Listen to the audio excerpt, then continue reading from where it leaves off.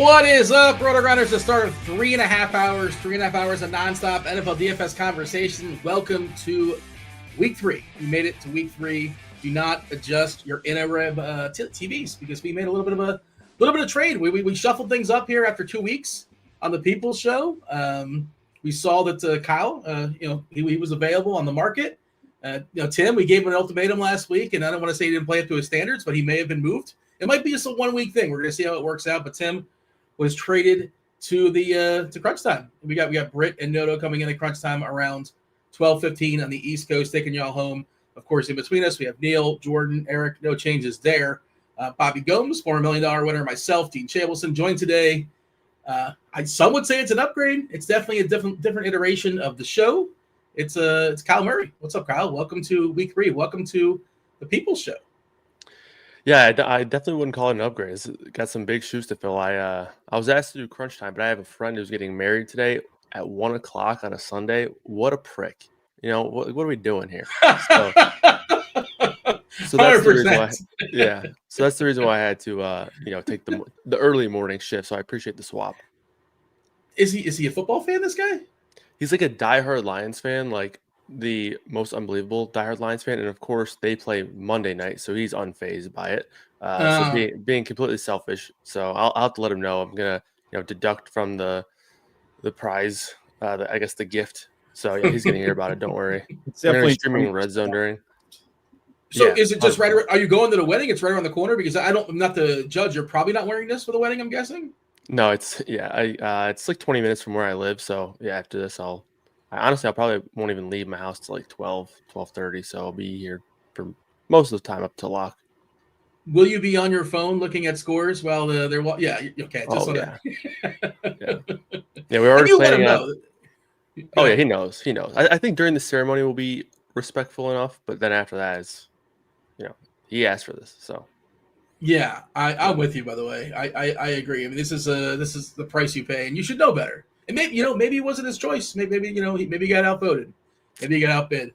That's just how it works out sometimes. But I do agree. I'm trying to think if I've ever been to a wedding on a Sunday, football Sunday, because I feel like most people try to avoid that. But I don't know, Bobby. How about yourself? Any weddings you recall being on a football Sunday? I feel like I've never partook, but the good move is just to avoid weddings. They're negative. Well, I'm not a big wedding guy. You like weddings? It depends who's there. It depends as far as they can be fun. I think they can be fun. You're just saying as a general rule, you're con. You're not pro wedding. Like 5 or 6 weddings in my life. Open bar, does that sell you? I don't think that does something for you. I just don't think the numbers should be any higher at this point. Like I have friends that go to weddings every weekend, and it just seems like a tremendous waste of money and time.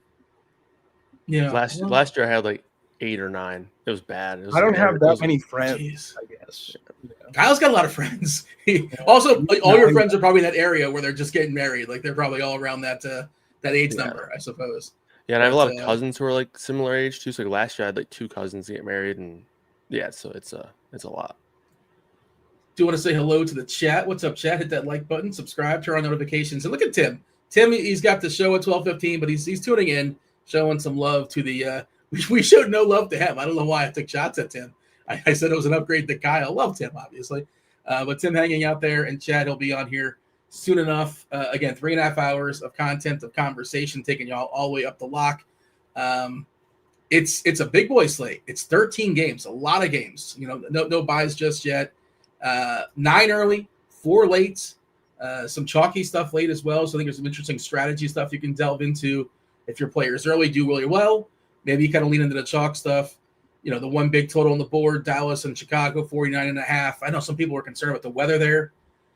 It is later, so, Roth can only do so much at this point. And mostly we're concerned with wind as opposed to rain, unless it's like an absolute monsoon. But rain generally is not that big a deal.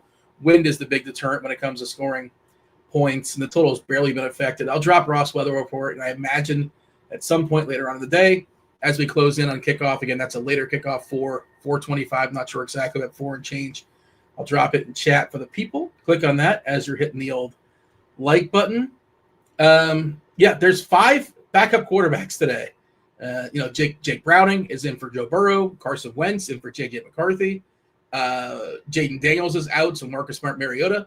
4K on DK. He's got legs as well, so he's probably the most popular quarterback on the board. Probably your cash game quarterback if nothing else. T-Mobile, speaking of legs, Tyrod Taylor in for Justin Fields. I don't know if he can still scoot? Is he 35, 36? He's getting up there for sure. And Mac Jones still out there for Brock Purdy, who's not quite ready. And as far as elite quarterbacks, we're without most of them. Kyle mentioned it. Lamar is not playing tonight, for Baltimore. There's no Josh Allen. Daniels is hurt. And I guess if you're going to talk about elite quarterbacks fantasy-wise, Jalen Hurts might be on the fringe, might be the fourth guy, and he's like the biggest name on the board. So a little bit less opportunity cost without a lot of good quarterbacks. And it's pretty easy to build a good lineup, right? And pre-flop. I feel like it's going to be really chalky, especially when it comes to cash games. It's basically comes down to a lot of 2v2s in cash games. Some pretty clear and obvious pieces. Oh, Aaron Jones is also hurt too. Did not mention that. And Zach Charbonnet. So that means Walker for Seattle and Mason for Minnesota are looking like really, really good building blocks for cash games as well. So, yeah, Kyle, I'm curious to get your overview, how you're seeing today's slate. It's 13 games, a lot of games, but also, I feel like there's going to be really condensed ownership today. Yeah, you mentioned that, especially at the running back position. I think that's going to lead to a lot of ownership being kind of bunched up. I do think that the pricing is still pretty soft to where it's like you can do a lot of different things, but with the way Mason and Kenneth Walker are projecting around the industry, they're going to be very popular. And we have Walker pretty low projection-wise compared to other projection sources. So we have him coming in at like 36%. I think he'll be even higher than that in a lot of contests. Same thing with Jordan Mason. So both of those guys are going to get a lot of love. Obviously, Mariota is going to be the de facto value quarterback, but there's, like you mentioned, a couple other options as well, all in that price range to where it seems like the standard build, although you might be able to do a couple different things at like certain price points, like at the quarterback position, it's going to be a lot of the same like template of, spending down at quarterback, having two mid-tier, mid-price guys in Walker and Mason, and then, one of the other spend-up running backs, a couple of these very chalky wide receivers as well. So I will say the one good thing about the slate being so big is that we have all these great plays, but then, we have a lot of direct pivots off of some of these chalky options who are also pretty good plays at a fraction of the ownership. So I do think it's a pretty good slate, especially if you're willing to say, okay, I'm going to be a little bit different and accept that, if I don't play one of these guys and they score 2 or 3 times, my day's over. But you do have a lot of potential leverage if you want to get, different in those spots. Yeah, I 100% agree. Today is an awesome day to be different in tournaments and specific tournaments like single entry stuff where the ownership stuff tends to get risen. The chalky plays tend to become more popular. I think it's a really interesting opportunity to just be a little bit different and not play, a player like Mason, who's probably going to get 20 to 25 touches and just not priced that way against Cincinnati, a defense we're not afraid of. Bobby, your overview. Of course, we're gonna go rank some teams and throw them in some tiers momentarily. We're gonna throw all the teams in tiers 1 through 5. We'll be doing that soon enough, but I wanted to get an overview and throw out a few cash game plays before we do so and say hello to people in chat as they hit the like button and subscribe. Also, my bad, I forgot to introduce. It is a Superstar Sunday, which means we're giving away a week free of RG Premium.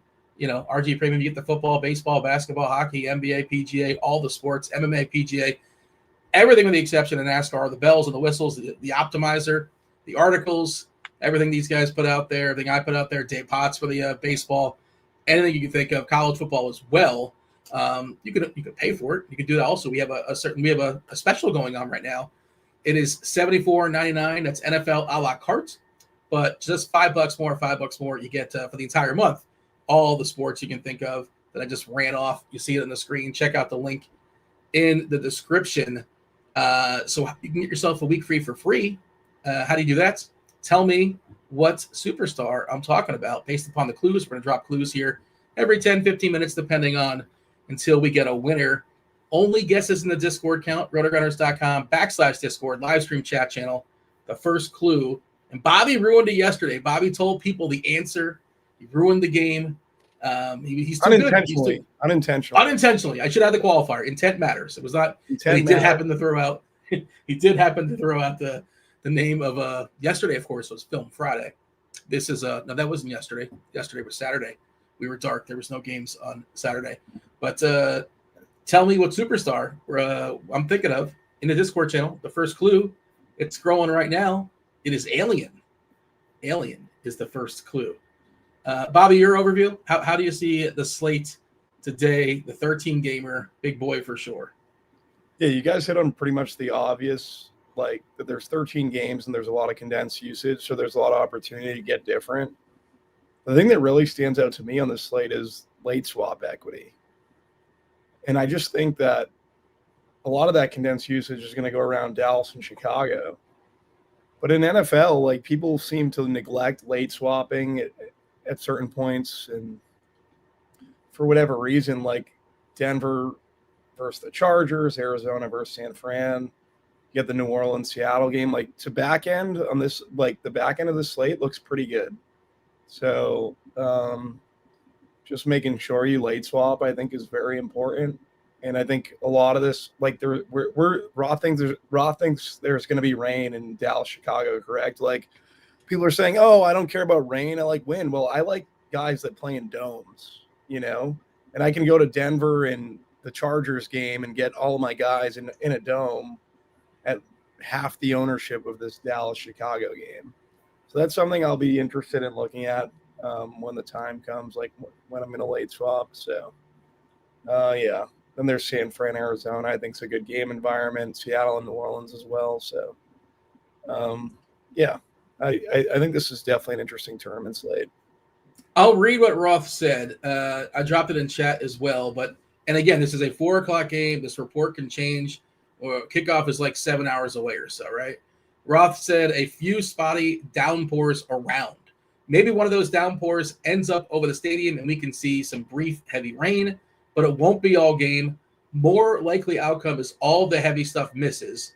They maybe get a stray light rain shower at some point, and the game is largely unimpacted. So this is what he saw earlier today, or maybe wrote this last night. I'm not sure exactly. This will get updated at some point. But as of right now, I'm not really freaking out about it. But to your larger point, Bobby, yeah, we love the domes. Don't have to worry about that. You have the turf as well. Derek Carty, if you listen to anything Carty puts out there, the bat he's always talking about. Nope, that's the baseball. The blitz is football. Domes are where you want to be. And just kind of speak to that for a second, Bobby, as far as how you would apply your thought process. We know this, but it's important to put out there, especially earlier in the season. Let's say you hit on a couple of your low-owned 1 o'clock plays. So what do you do in that situation, and vice versa? Say you miss on a couple of your early 1 o'clock plays. How do you adjust your lineups, as far as the players at the 4 o'clock spot? Yeah, if I hit on my low-owned plays, then I'm just basically going to rerun my projections and let everything fall where it may. But if I miss on some chalky stuff, it makes sense to get off. If I have Dallas and Chicago guys on my teams, like I'm just trying to get away from that game as much as possible and get into these other 3 games. Like I said, you're going to the ownership's going to be depressed relative to that one game, where I think a lot of the condensed ownership that you guys kind of talked about is coming from. It's not the running, like obviously you have Kenneth Walker in that late window. Yeah. But the passing game for both the passing games for Dallas and Chicago are going to be extremely, extremely chalky, but enough to where I want to get off a little bit if I'm behind, right? So, and I think there's good swapping options. I really do. So, yeah. Without knowing anything else, like who's your favorite 4 o'clock player to swap to? Like say you're behind. Obviously, salary matters and who we're talking about. If you have some sort of flexibility, but do you have a favorites player right now in the 4 o'clock window that's 10% projected or less? At the running back position, maybe it's Javonte. I know he's in that. Around 10, 11%. Around 10%, yeah. But Mason, if you look at Walker, Walker's going to be almost in higher stake stuff, nearing 40%. So I can make that swap. In terms of stacks, it would be like a Herbert or a Kyler stack for sure.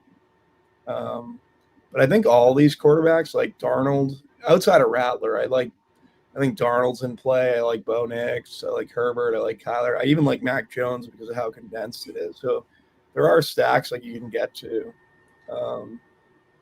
that I think are interesting.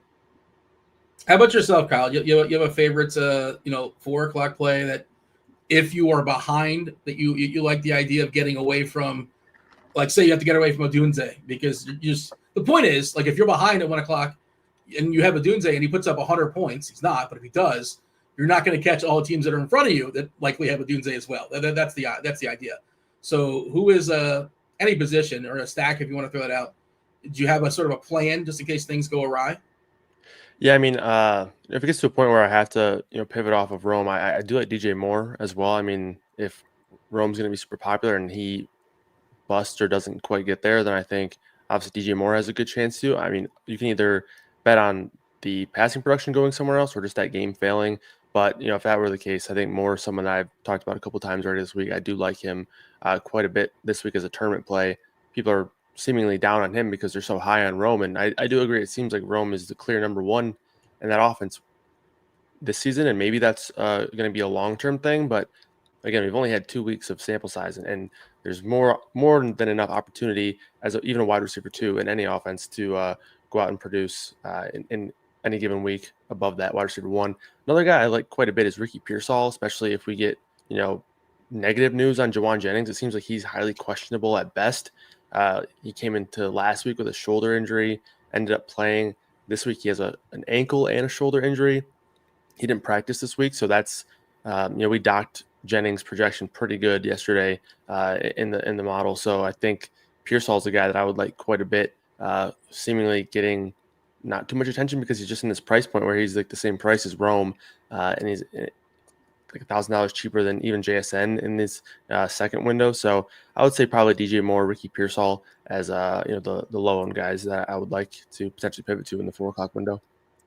Well, we did get news from Schefter that JSN, who was hit with a questionable tag yesterday because he had an illness, apparently they called it a bug.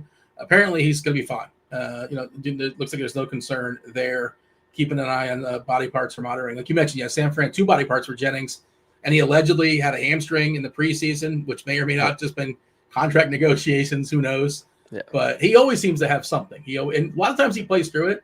He's kind of guts it out. But that is definitely something that is worth monitoring. All right, I want to get into our tiers as well. But Kyle, do you want to give me like 2 or 3 players that are like for sure cash game? I mean, I think it's Walker. I mean, the running backs are so good today, at least the first 5 or 6. We're talking about the certain environments. Jordan Mason looks great when you consider the salary and the opportunity.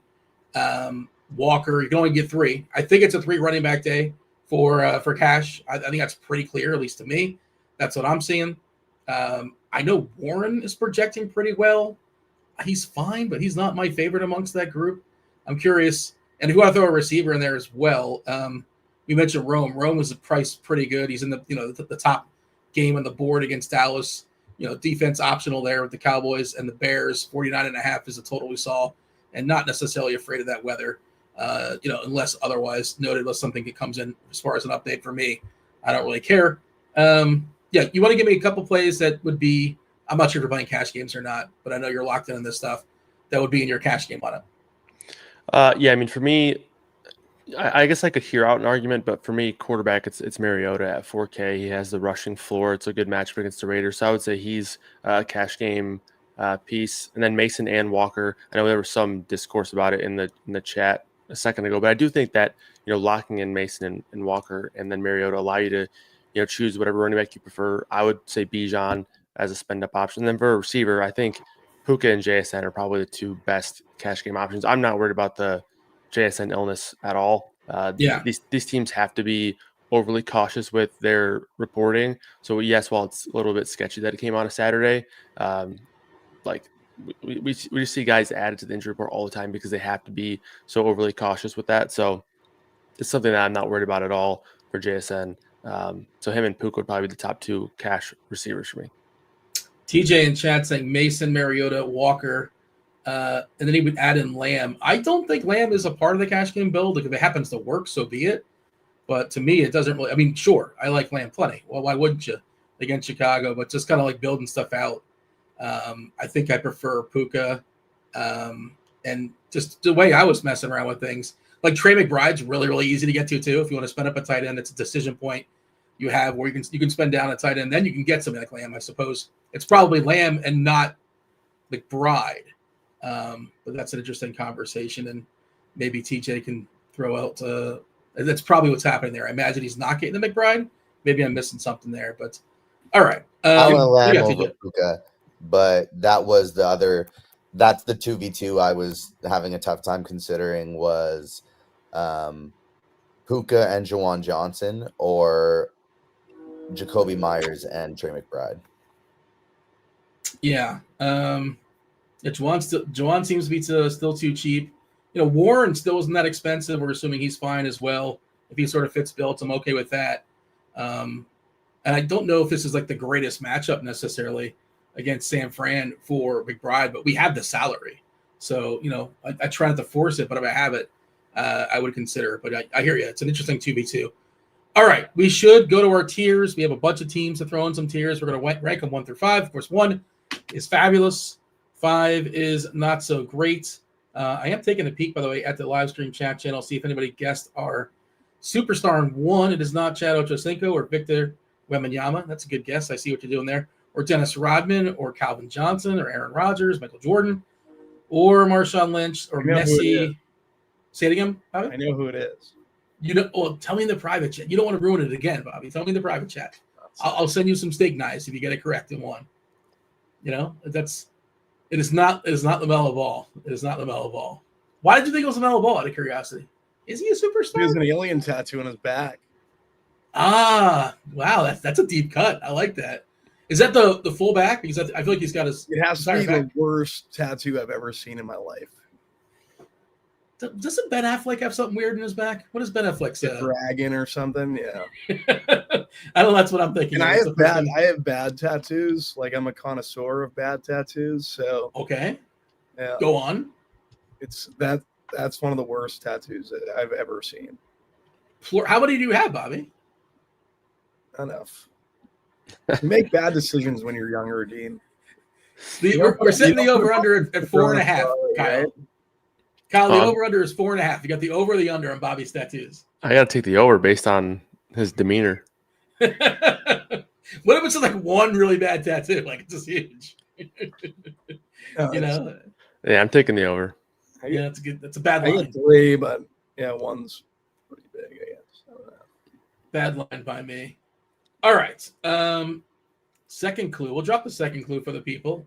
Alien is the first clue. No winner just yet. Not Giannis Antetokounmpo either. Let's see if we can get our winner here for Superstar Sunday. Get a week free of RG Premium. The second clue is pass. So it's Alien and pass. That is your first 2 clues.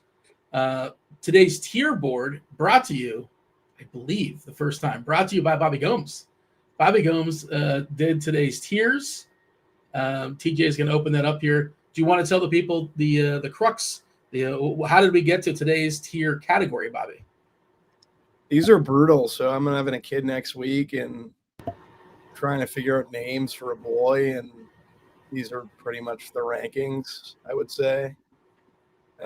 All these names are terrible, by the way. They're bad. Like one's supposed to be good, Bobby. One's supposed to be possibly the name of the actual kid. Yeah.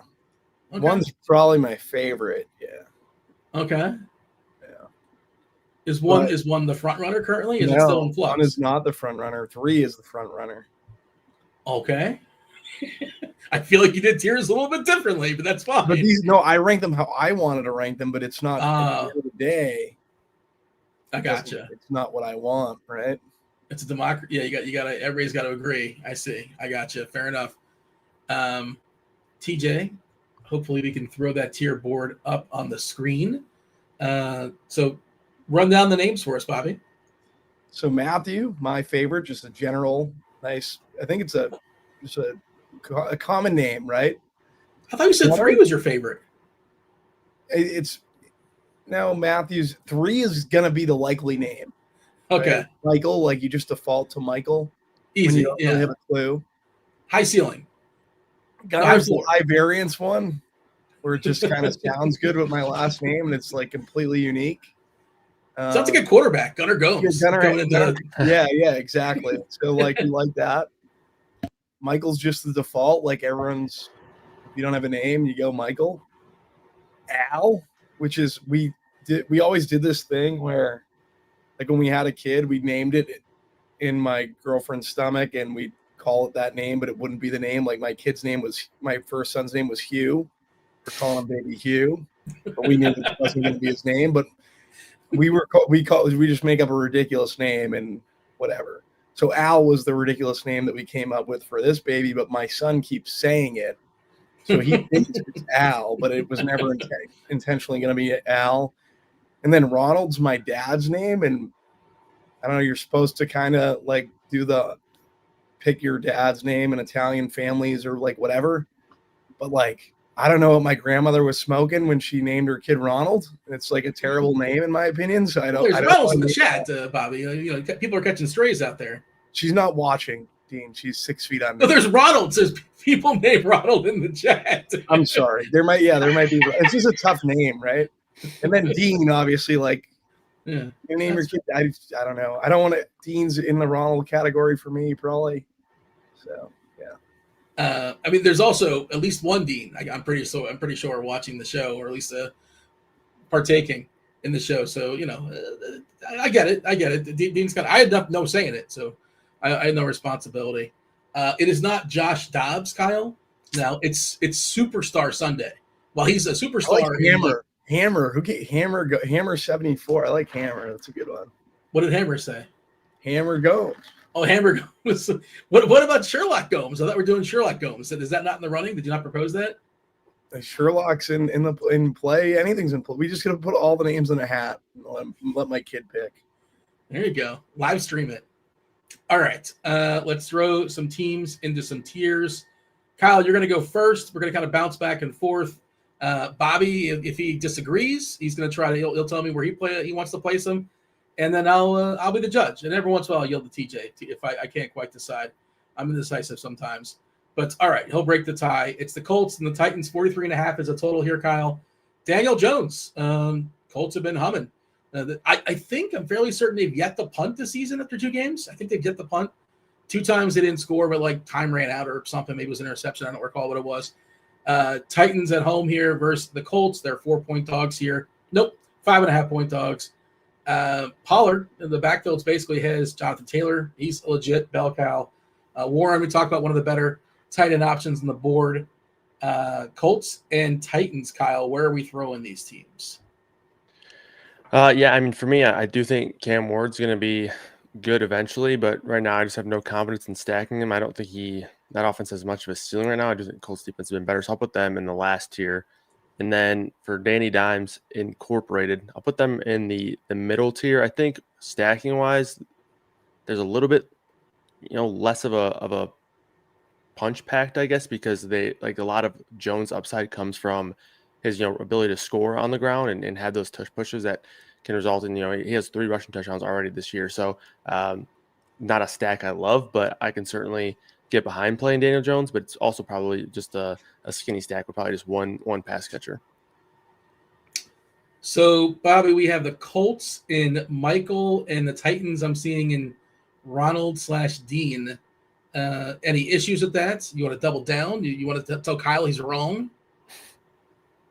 I'm gonna say the Titans in Ronald/Dean is fine.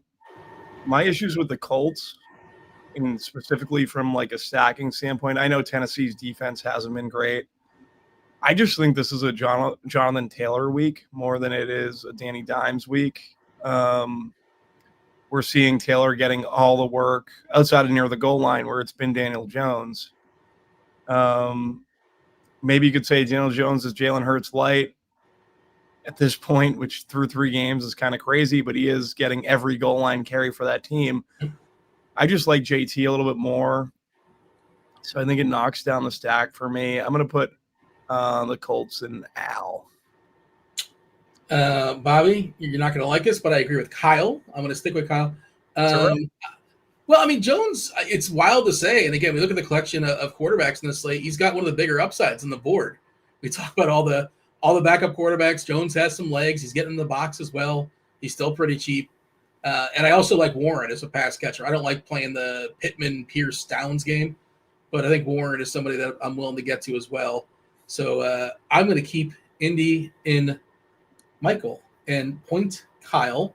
All right, Bobby, next game, it's Atlanta and Carolina. 44.5 is the total. Bryce Young taking on Michael Penix. A slew of good running backs. Bijan Robinson. Man, he should, if he has the opportunity, just absolutely annihilate this run defense. Historically, has been pretty dreadful. We saw Algier get in the box last week. I'm sure that tilted some folks. He's super talented as well, but it is Robinson's world. London, good first game, a ton of targets, but he started out great and then he got hurt and he dropped that touchdown. Last week they just ran the ball a lot, which sort of affected their passing game. Curious where you want the Falcons and the Panthers, Bobby. Yeah, so for Falcons and Panthers, I might take a little different route here than where TJ is going. I know he's guessed Al and Dean. Tet's probably my favorite tournament play on this entire slate. I love Tet. I think Drake London's a really good play today. Obviously, Bijan is enormous chalk. Penix and Bryce Young are not going to be owned, neither. Yeah, I think Michael for both of them is fine. I might even go a little bit higher on the Falcon side, because I do think that the Panthers are going to somewhat push back. I think Chuba is also a very interesting leverage play at 6,200 off of Kenneth Walker. Like I literally think I'm going to have a ton of Chuba and Ted today. And then I love Bijan and Drake. Just a matter of are the QBs are going to come along with it. So those teams are fine. And Gunnar and Michael, I would imagine you're going to disagree with me, Dean, but that's it's not to me. It's up to Kyle. Kyle gets the retort. I actually, Bobby, I'm going to mush you because I love Tet today as well. He's one of my favorite plays on the board. Oh, my God, dude. I love it. Yeah. Get away from me. Do not say that. I'm sorry to put this mush on you, but I pre-show I made a Bijan Tet lineup. I didn't use the quarterbacks. I didn't use Chuba. Just kind of a skinny with Bijan. I mispronounced that. My apologies. Bijan. No, he likes Bijan now. He went back to it? Yeah. He's been called Bijan his whole life, and he calls himself Bijan, but his mom calls him Bijan. Yeah, on what was it, the Monday night game or Sunday night? There's an update. Yeah, he was talking about he just likes Bijan. So even though his parents would pronounce it Bijan, he likes it Bijan. So okay, you're good. B-Rob. Oh, there's a child. Look at that. Yeah, she's Bobby, look at your future. I already have two. A child. She's awake and wanted to say hello to everybody. What's up? What's up, kid? Does she prefer Bijan or Bijan? What does she say? She's more of a Bijan person. Okay, we'll stick with that then, I suppose. Kyle, we have Atlanta and Gunnar and Carolina and Michael. What say you? Yeah, so I mean, I think there are some good plays from this game. I just don't like either quarterback option. So personally, I would bump each team down a tier, up at Falcons and Michael and Panthers in the Al tier. I think for me, it's tough to get to the quarterbacks. If we're talking just stacking options in general, like a mini stack between, like, let's say Bijan and Tet or Drake London and Tet, I think that's a really good, mini stack correlation there. But the quarterbacks, I think I'm personally not on. But I haven't. It's a slate where pretty much you can make a case for almost any quarterback and almost any game stack. We have one game with a very high total, and the rest are like 46 or lower. So all these even low total games are all in play. So I can't really, knock it too much. I would just have a handful of other quarterbacks that I like above those two options.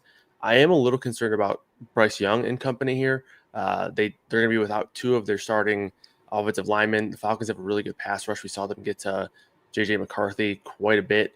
We saw them get to even Baker quite a bit in week one. So I'm a little bit worried about Carolina's offense here. I do think that Tet's a really strong play, but probably not going overboard stacking personally. But again, I think both teams are fine. I think you can do a lot of different things at the quarterback position. But Drake London, I think, is a very, very good tournament play, especially if you're not playing Bijan. So a lot of good plays in this game still. I do agree with Kyle. I don't think it's a great stack game. I do like the individual pieces. Like really like Tet, really like Bijan. I'm fine with Drake. I'm okay with Pitts, but I'm not playing Bryce or Penix as like a starting point. So another point for Kyle. We'll get a third clue out to the people for Superstar Sunday. A lot of guesses coming through. It's not Josh Allen or Marvin Harrison, Malachi Corley. Okay, now it's Superstar Sunday. So Malachi Corley right there. Rajon Rondo, Warren Moon, Nikola Jokic, Earl Thomas, Randy Moss. The third clue will be scrolling momentarily. It is Tree. Alien, Pass, and Tree. Are you saying Malachi Corley's not a superstar? I mean, he almost got $1 million for his jersey number. Hey, Josh Dobbs, he tried to get $1 million from Devontae Adams for number 17. Did he get it? I don't think so. No, I mean, like he had no leverage at some point. Like they'll just cut you. Give me the number. Yeah, I'm pretty sure he probably got a pretty good payday, but I don't think it was $1 million. At least the way it's that crazy they're talking about it.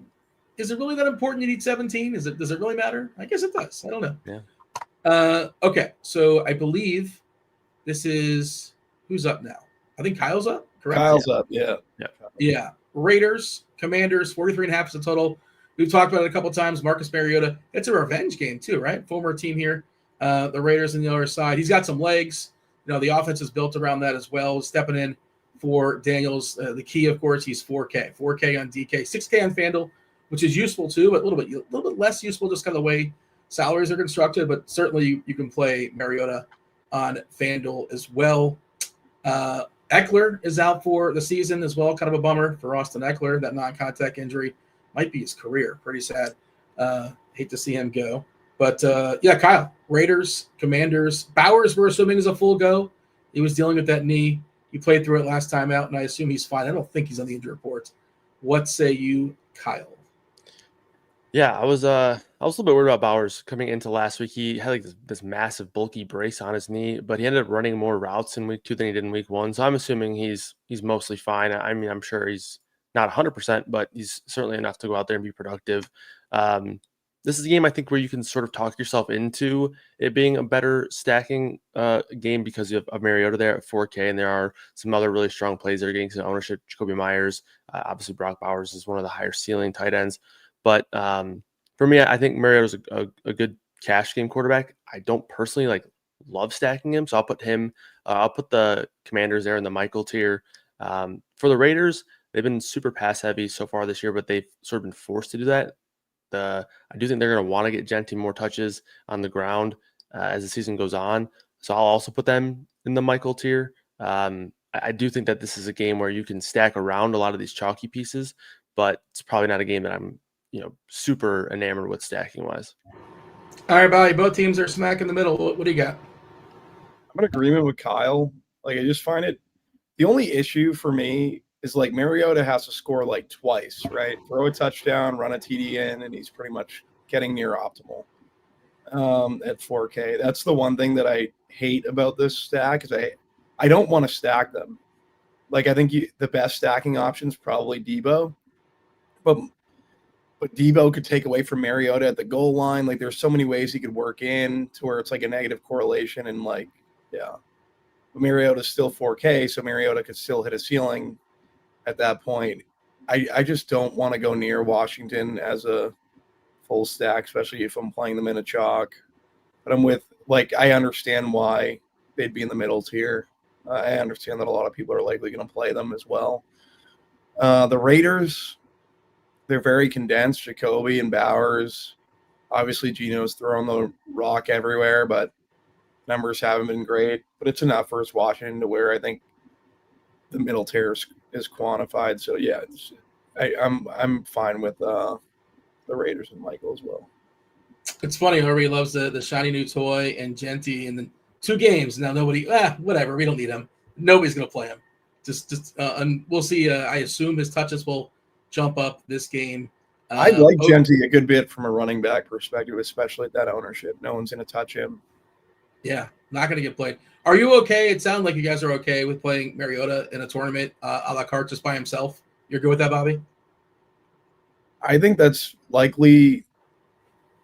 Though, yeah, I'm fine doing it. It's just adding another running back pretty much. The Raiders have been pretty good against the run game through these first 2 weeks.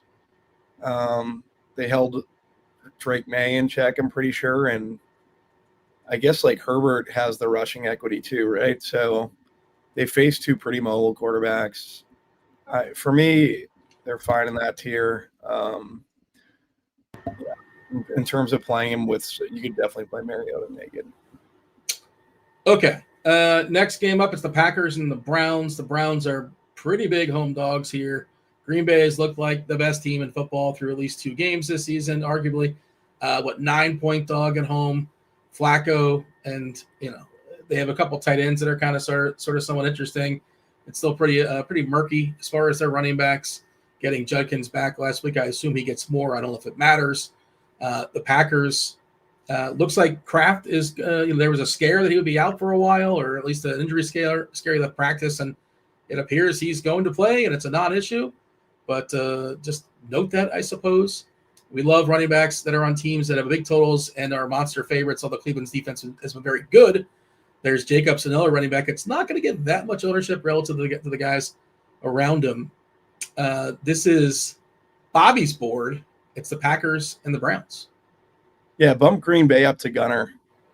I know it's definitely a take that people I'm not going to win this round, but I will say now Green Bay is super condensed. Kraft's ownership's too low.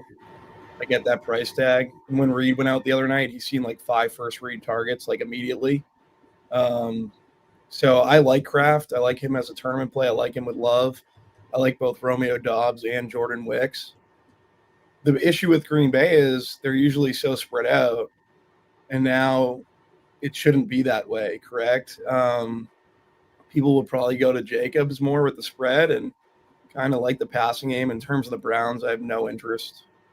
Like Judkins is there, but there's Ford and who's the other guy? Sampson. And then the passing game, Flacco versus defense. I just have no interest at all. All right, Kyle.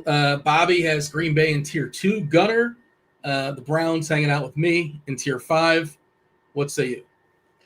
Yeah, definitely like the Browns. They're in the bottom tier. I think they're tough to stack right now. I mean, I think there's going to be a lot of games while Flacco is even the starter where he doesn't even play in the fourth quarter, where they're just trying to get these guys reps. I mean, we saw Dylan Gabriel play last week, so it's just like an unfortunate thing where if you're going to play him and then you have a really good chance that he misses out on potential garbage time or whatever it may be. Bobby kind of sold me on Green Bay. I think my favorite option from the Packers is still Josh Jacobs. I think he is going to be overlooked because you have Bijan, Saquon, CMC, Jonathan Taylor, all these guys in that range, in that 7 to 8K range that are getting a lot of attention, to where Jacobs is super overlooked, in my opinion.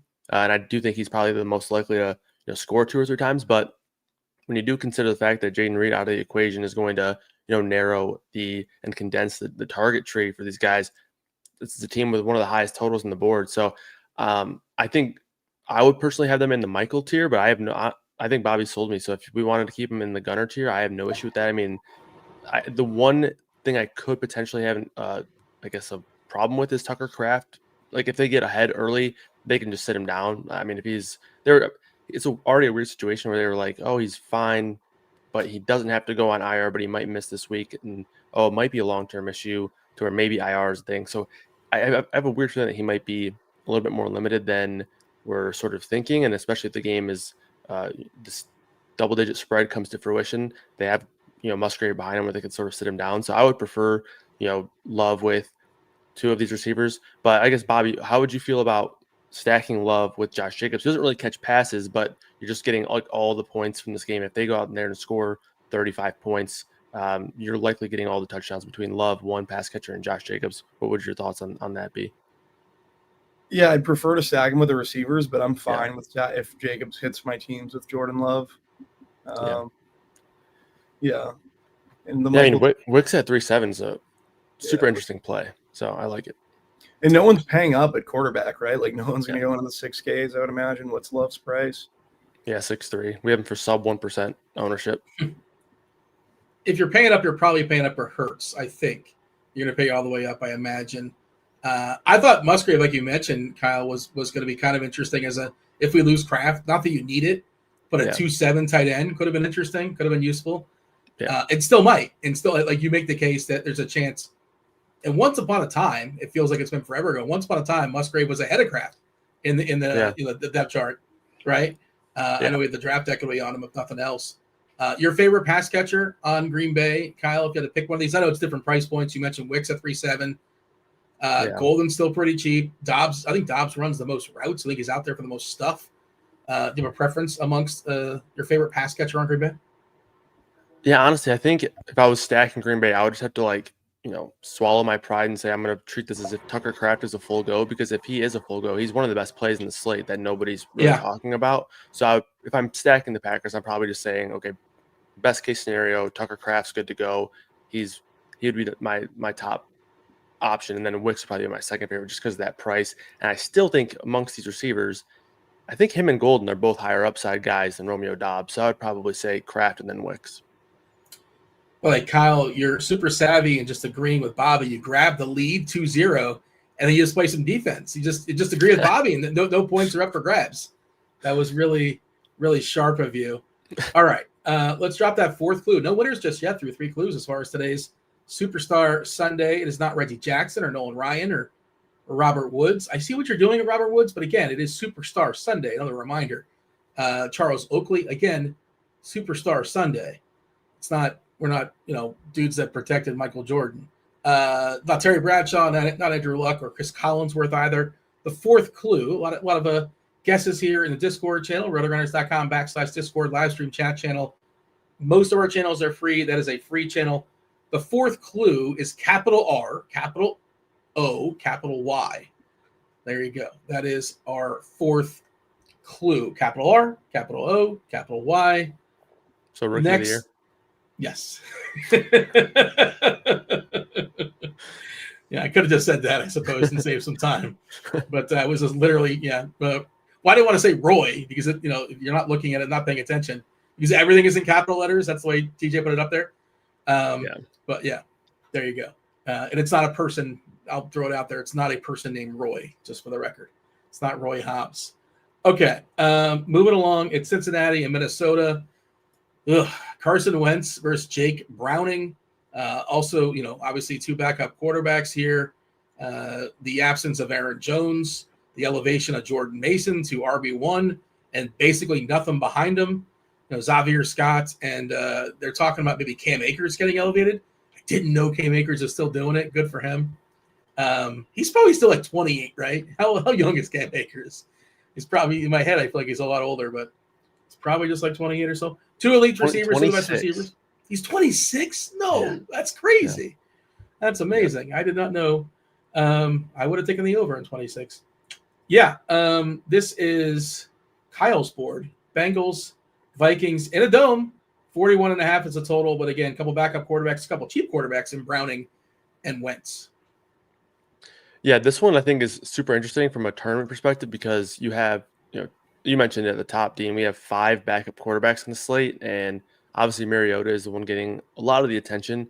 But, I mean, Jake Browning and Carson Wentz, they get the luxury of stepping into an offense where they get to each throw to one of the 2 best receivers in football. We've seen Browning produce big games. We're talking about a fun little stat that Jake Browning since 2023 has the same amount of 320-yard games as Patrick Mahomes, which is a crazy stat. But so I actually like this game from a game stack perspective. I would put the Vikings in the gunner tier. I think from a stacky perspective, if you're accepting that you're okay with being different, you're fading Jordan Mason, and you're obviously going to want to do something else in this situation. So I think stacking Carson Wentz with Justin Jefferson would probably be the option that makes most sense in terms of leverage. And then Jake Browning and company, I'm going to put them in the Michael tier.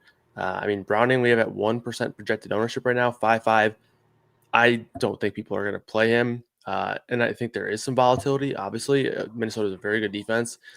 But I do think that their strength, even though we haven't seen it come out that way, is their front 7. So I think they're actually going to be more attackable in the secondary. not that they're like weak in the secondary, but I think that's where their weakness would be. So I think they're going to throw quite a bit, the Cincinnati team. So I like them in the Michael tier. All right. Bobby, any issues here with the board? We have Cincinnati. I don't see him. Just I guess the TJ will throw him in there in a second. Cincinnati and Michael, and Minnesota and Gunner. Cincinnati and Michael, Minnesota and Gunner. Your thoughts? Yeah, since he's fine and Michael, where I kind of pivot is with the Vikings. I'm going to throw them in Matthew. I think that Carson Wentz has rushing equity in this game. It's very condensed with Jefferson, Mason, and Hawkinson. And they're a pivot off like Mariota stacks, which I would imagine is going to be pretty chalky. I think he's going to come in under 10% Wentz. And yeah, it's just for that price, it's tough to not really love the stack. Would you double stack Wentz, Jefferson, and you could just do the whole deal, play all the Vikings if you want to, not all of them, but theoretically get all the touchdowns, Jefferson and Mason with Wentz? Is that something you're doing? I think that's fine. I think Jefferson Hawkinson's fine if you're fading Mason. I think I'll have different variations of this Vikings team pretty much everywhere. How much can Wentz run now? You said he's got some rushing upside. He had some wheels, his last time out. I think he ran for 57 yards. 17 attempts I don't know what happened that game, but he had 17 attempts against the Rams. He played one game. He ran for 56 yards. I need to see actual footage of that. I can't. At 31 years old, he ran the ball 17 times. Okay. But historically, the most yards he ever ran for in a season, 299 in a 13-game season in Philadelphia when he was 25 years old. That was a really strange game. I don't know if that's repeatable, but I guess worth noting. I'm going to throw Minnesota back down to Gunner. Sorry, Bobby. No, it's all right. It's fine. I expect to lose based on how I'm playing today. You're playing aggressive. What do you got, Kyle? For what it's worth, the Carson Wentz stat that you're looking up, I think that was pass attempts, not rush attempts. No, he ran. It's rush attempts. He ran. Yeah. Last year? In 2023, when he played for the Rams. Okay. Which is a similar offense to this offense, right? Kevin O'Connell. Okay. Yeah. I mean, I see. So I was looking at his last time he played a full game. It was 17 pass attempts. So that's a strange coincidence. But yeah, 1756 that 2 years ago. And it's believable he would have thrown for 56 yards and 17 pass attempts. I think he had 98 in that last game. So pretty close. I mean, he is an interesting direct swap off of Mariota. And Kyle, it's going to be Mariota played well more than Wentz. Is that fair to say? Just because you're getting the legs for sure. Yeah. And I think with everybody wanting to play Mason, it's just it's easier to kind of justify playing Mariota and Mason. Wentz in 2020 played for Philadelphia. In 2021, Indianapolis. 2022, Washington. 2023, the Rams. 2024, Kansas City. And now he's on Minnesota. Is that 6 teams in 6 years? I believe that's 6 teams in 6 years, if I'm reading this correctly on Pro Football Reference. All right. Point for Kyle. All right. Do we have any winners yet in the Discord channel? Let's see if we have a winner. It's not Rob Gronkowski or Allen Iverson or Vince Young or Kyler Murray. You'd think I would do Kyler Murray. That would make sense. But today's host, not Kerry Wood or Barry Sanders. But yeah, some guesses coming on through. Get yourself a week free of RG Premium. You also can get scores and odds. You can get SAO if you're in the player prop and the gambling streets. I know Kyle participates and gives some picks over there. Kyle, do you have any on the board that you can tease the people with a certain number of likes? Do you have any that you wrote up? I imagine you have some that are written up for SAO? Yeah, definitely. All right. So I don't know where we're at as far as likes, but let me know, TJ, if you don't mind. Let me know how many likes we have. We'll get a threshold. We'll give the people a couple player props. And that was a point for Kyle. Next up is Kyle, right? Kyle, I believe you're up next. Is that correct? I think so. We're at 71 likes. We get to 100. I think this one's Bobby. Oh, my bad. There you go. I do a terrible job figuring out whose side is who, but let's get to 100 likes, and we'll have Kyle give out one of his picks, and then we get to 150. We'll see how that goes. Rams, Eagles, Bobby. It is a 44.5 total. The Eagles are taking us back to I don't know, before the forward pass. They're winning. It's not fun to watch, and good for them. Congratulations, you're getting W's. Jalen Hurts, in theory, has got a big ceiling. He hasn't really been forced to pass the ball basically all season long. Maybe the Rams are gonna push a little bit, and we'll actually get some balls thrown down the field, the likes of which to AJ Brown. But I'm curious where you're at as far as the Rams. The Eagles 44.5 total. Philly a 3.5-point favorites. The board is yours, Bobby. Eagles and Gunner. I think this is a Hurts AJ Brown week. I just like the upside of obviously that stack. I obviously like Saquon as well. But there are a lot of running backs on the slate. If you're betting Saquon, the ladder, there's like pretty good. You can get it longest run over 18.5. Oh. 20, over 30, because he gashed them for like 500 yards last year. Twice, right? Yeah. He played twice? Regular season and then playoffs. He gashed Yeah. them.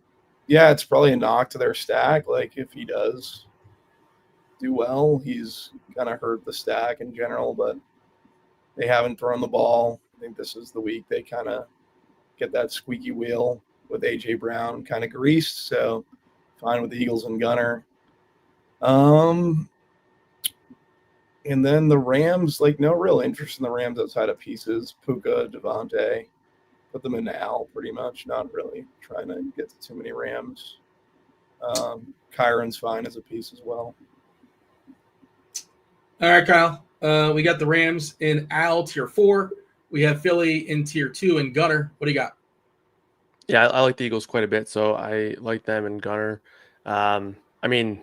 I like Saquon a lot today, but I also like the passing attack. And like, you can just make from a lineup building perspective, it's easier to just build around the Eagles passing attack because you have 2, 3, 4 other options at running back above 7K that also project really well. So if you wanted to get exposure to that, it's pretty easy to, stack the passing game and then use a different running back outside of Saquon. But either way, whether you go Saquon or the passing game, I think the Eagles are definitely going to produce in this spot. And then for the Rams, I agree with the Al category as well. I think I would like them more if I just felt like Stafford had a bit more ceiling from his fantasy production. I mean, obviously, Puka and Devontae Adams are strong options. Puka's maybe the best receiver play on the board. So definitely no issue playing Puka. I just, from a quarterback perspective, it's just tough to justify Stafford for me because you have a couple of guys in that price range that have some rushing upside that just add to their ceiling, and then you have all the punt options. So Stafford's tough to get to. That's the only reason why I would have a more difficult time bumping the Rams up. But I do think that they're really good, maybe 150 build, milli maker type line, just this game stack in general. Yeah, I think this might be my game stack for single entry stuff, at least one of my single entry lineups. I love it as that kind of what you laid out. And single entry, we know people are afraid to get a little bit different, and this is certainly a little bit different. If this game gets loose, you know exactly who's doing what, right? That's the thing. Like, we don't really love the Rams and Stafford, but like if he throws for 303, you can pretty much assume that Puka had a big game, Adams had a big game, or at least one of them, possibly both of them got there. We've not seen the Eagles pushed. What if they're pushed? What if they get pushed? I can't believe that AJ Brown's only projecting for 6, 7, 8% right now. I love that number. I know Rebar was talking about the absence of Witherspoon, which means I can't remember the guy's name, but the last time he played this dude with the Rams, Brown absolutely roasted him. Like you said, Bobby was talking about the old squeaky wheel. This could be another boring Eagle victory, but it could also be a shootout if somehow the Rams push them. And I like playing that angle in tournaments. I'm thinking about playing, Barkley, Brown, and Hurts in the same lineup with Puka, something like that, and just surround them with cheap pieces, which is something you can do. And I don't know if people are going to be doing that, but that's something I'm heavily considering. All right, back over to our superstar Sunday. It's not Will Chamberlain or Marshawn Lynch. It's not Beyonce. Did not have Beyonce on the board. Fifth clue. Well, it definitely wouldn't be Beyonce with this clue right here. The fifth clue is 2 first names. 2 first names is the fifth clue. Somebody just might get home on this one. If not, I will add some new ones. And we had no winner there. It was still 3-0, Kyle. The under's looking pretty good. You guys have agreed a fair bit. Okay. Pittsburgh and New England. This is Kyle. 44.5 is the total. New England is a 1.5-point home dog. The Steelers' defense has looked bad. They've been beat up and injured as well. How do we take advantage of that? Well, maybe Drake May is pretty kind of sort of someone interesting. It's hard to find a receiver. I guess Booty's been the best option so far through the short season. Kyle, Steelers, Patriots. You are on mute, sir. Sorry about that. This one's tough because I do think that there's going to be more than enough opportunity for there to be some fantasy production in this game, but I just don't like the stacks. Like, I just have no real interest in playing Aaron Rodgers. So I'll put them in the Al category just because if he does throw for 3-4 touchdowns, like, again, that's a pretty condensed target tree. Like, it's probably going to be a lot of DK Metcalf. Maybe it's difficult to figure out which tight end is going to be the one to produce, but for the most part, I don't mind like Rodgers to Metcalf. Patriots defense does look like it's going to be pretty bad. Sounded like they were going to get Christian Gonzalez back. They are not. He's out again. So, that's a big downgrade there. And then for the Patriots, I like Drake May quite a bit. But stacking him is just so annoying because it's like, you have these receivers who are all, rotating in and out from routes. Like Stephon Diggs still doesn't look like a full go. Kayshon Boutte has been actually the best receiver for this team. So I would like them more if I felt better about where the ball was going. But, for that reason, I'll probably just leave them in the Al category as well. Put them both here, but mainly because I just like individual players in this game rather than, full-on stacks. All right, so Pittsburgh and Al and New England in Tier 4. Now, shout out to Chris Gabino. We're always working hard on the projection side of things. A lot of the tools, all the bells and the whistles you see, Gabino's behind it. He's asking, what is today's category? What are you ranking? Well, Bobby Gomes is having a child. He's got a child in layaway. These are potential names of that child, which is why Dean is in the 5-hole, understandably so. Both teams here, we have New England and Pittsburgh in Tier 4. What say you, Bobby? Yeah. I think I want to bump them both up to Al. The issue is, like Kyle said, Drake May is really tough to stack. I think Hunter Henry would probably be my favorite stacking option with May. I would like to play Travion Henderson with May because that's how you like explosive plays are kind of how you're going to get the Steelers. Neither of these defenses are great, and everyone has the idea that they're like top tier defenses. They just haven't been through the first 2 weeks. The issue with playing a guy like Travion is there's so many cheap running backs that are seeing all the workload where the Patriots are working in Gibson, Ramondre Stevenson, it's difficult. Steelers, I'm definitely going to put in Michael, just a condensed target tree. Calvin Austin's going to be someone people overlook, and he's someone a player that I think can hurt this Patriots defense. DK hasn't been great, but he should see a lot of targets in this scenario, especially if Gonzalez. Do we know what Gonzalez's status is? So I don't think Gonzalez is really that great. That's my take on Gonzalez. So even if he was playing, I would probably still have the Steelers here. I didn't expect Jaylen Warren to become as chalky as he's become, which I don't love, but same. If he wasn't as chalky, I'd probably have interest, even though there is still Kenneth Gainwell there kind of working in. So, yeah, but I think Jaylen Warren's going to get squeezed pretty hard with Mason and Kenneth Walker getting a lot of love, and they're all the same price. So if that, I don't know if that changes your. I think there's a real chance he actually is a guy who started the week at like 18, 19%. I think he could easily be single digits in some contests just because I think so many people are going to be having like very similar lineups with those other two mid-tier running backs, Mason and Walker. We have him at 10 right now on DK, so I feel like it's dropped this morning. I feel like it's dropped. Warren at 10%, 10, 11%. I cut off the decimal points. Mason 28%, and Walker at 35%. So he's definitely separated himself. Walker and Mason have separated themselves from Warren earlier in the week before we got the news officially with Charbonnet being out. We were getting more Warren. Did anybody put Pittsburgh in Michael? Did I miss that? I thought Pittsburgh was down in Al. I put Pittsburgh in Michael, yeah. You tried to move him, but you're not going to believe this, Bobby, but I actually agree with You Kyle. disagree. Yeah, I mean, how do I stack Pittsburgh? You already have this. You don't like Aaron Rodgers anyways, so it's like I'm going to play Aaron Rodgers. I'm going to lose. I'm just losing. He already had his one good week 1, and he's older now, I think, than he was in week 1. I'm pretty sure. And I know there's no Gonzalez. Just I don't really know who to pair him with. I guess Metcalf, if you want to do that, but he's got to go 303, which I guess he can.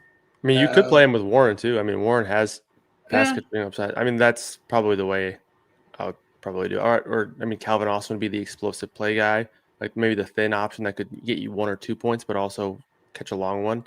Yeah, so there are certainly ways to do it. But I think Calvin Austin has a big game today for what it's worth. So. Is he like the best play 4K and under for you, Bobby? Calvin Austin? It'd probably be Wicks, but yeah, Austin's in that range. Franklin's there, I guess. If you like Franklin for Denver, I think he's better than Franklin. Okay. Is there anybody missing 4K and under as far as receivers? DK. There you go. 3-7. Yeah, he looks like he could be good. He had that awesome, that weird, very ridiculous play that worked out. So the throw across the body, the incredible. You mentioned it before, Kyle. You think Cam's going to be good? I think Cam's going to be good too. Not quite yet, but I think he's showing some positive signs. I'm going to agree with Kyle and keep both teams in AI. If you would have moved the New England to Michael, maybe I would agree with you. Be a little risky, Dean. How does New England work in Michael over a Steelers team that's super condensed? It doesn't make any sense to me. I don't know. I mean, look, just because you don't like Aaron Rodgers, they're arbitrary decisions. Basically, you're just getting shut out. I mean, now the only suspense. I'll get shut out every week because if we're doing it your way, we're playing this wrong. That's what I've looked at. I do think the Steelers and the Rams are kind of similar to where they have some good options, but it's just like the quarterbacks I think lack a ceiling. But then again, if they throw for 4 touchdowns, that's really the way that a lot of the stacks are going to get there. So it seems like price though. Well, who's the Puka on Pittsburgh? Rodgers is 5. It'd be Metcalf, but I mean, obviously you can't really compare the two. But I mean, Metcalf is going to dominate the target share, but watch out for Calvin. We got to pick up the pace here a little bit, boys. Jets, Bucks, 43.5 is the total. The Bucks are 7-point favorites. Tyrod Taylor quarterbacking the Jets this week for Fields. Fields out with a concussion.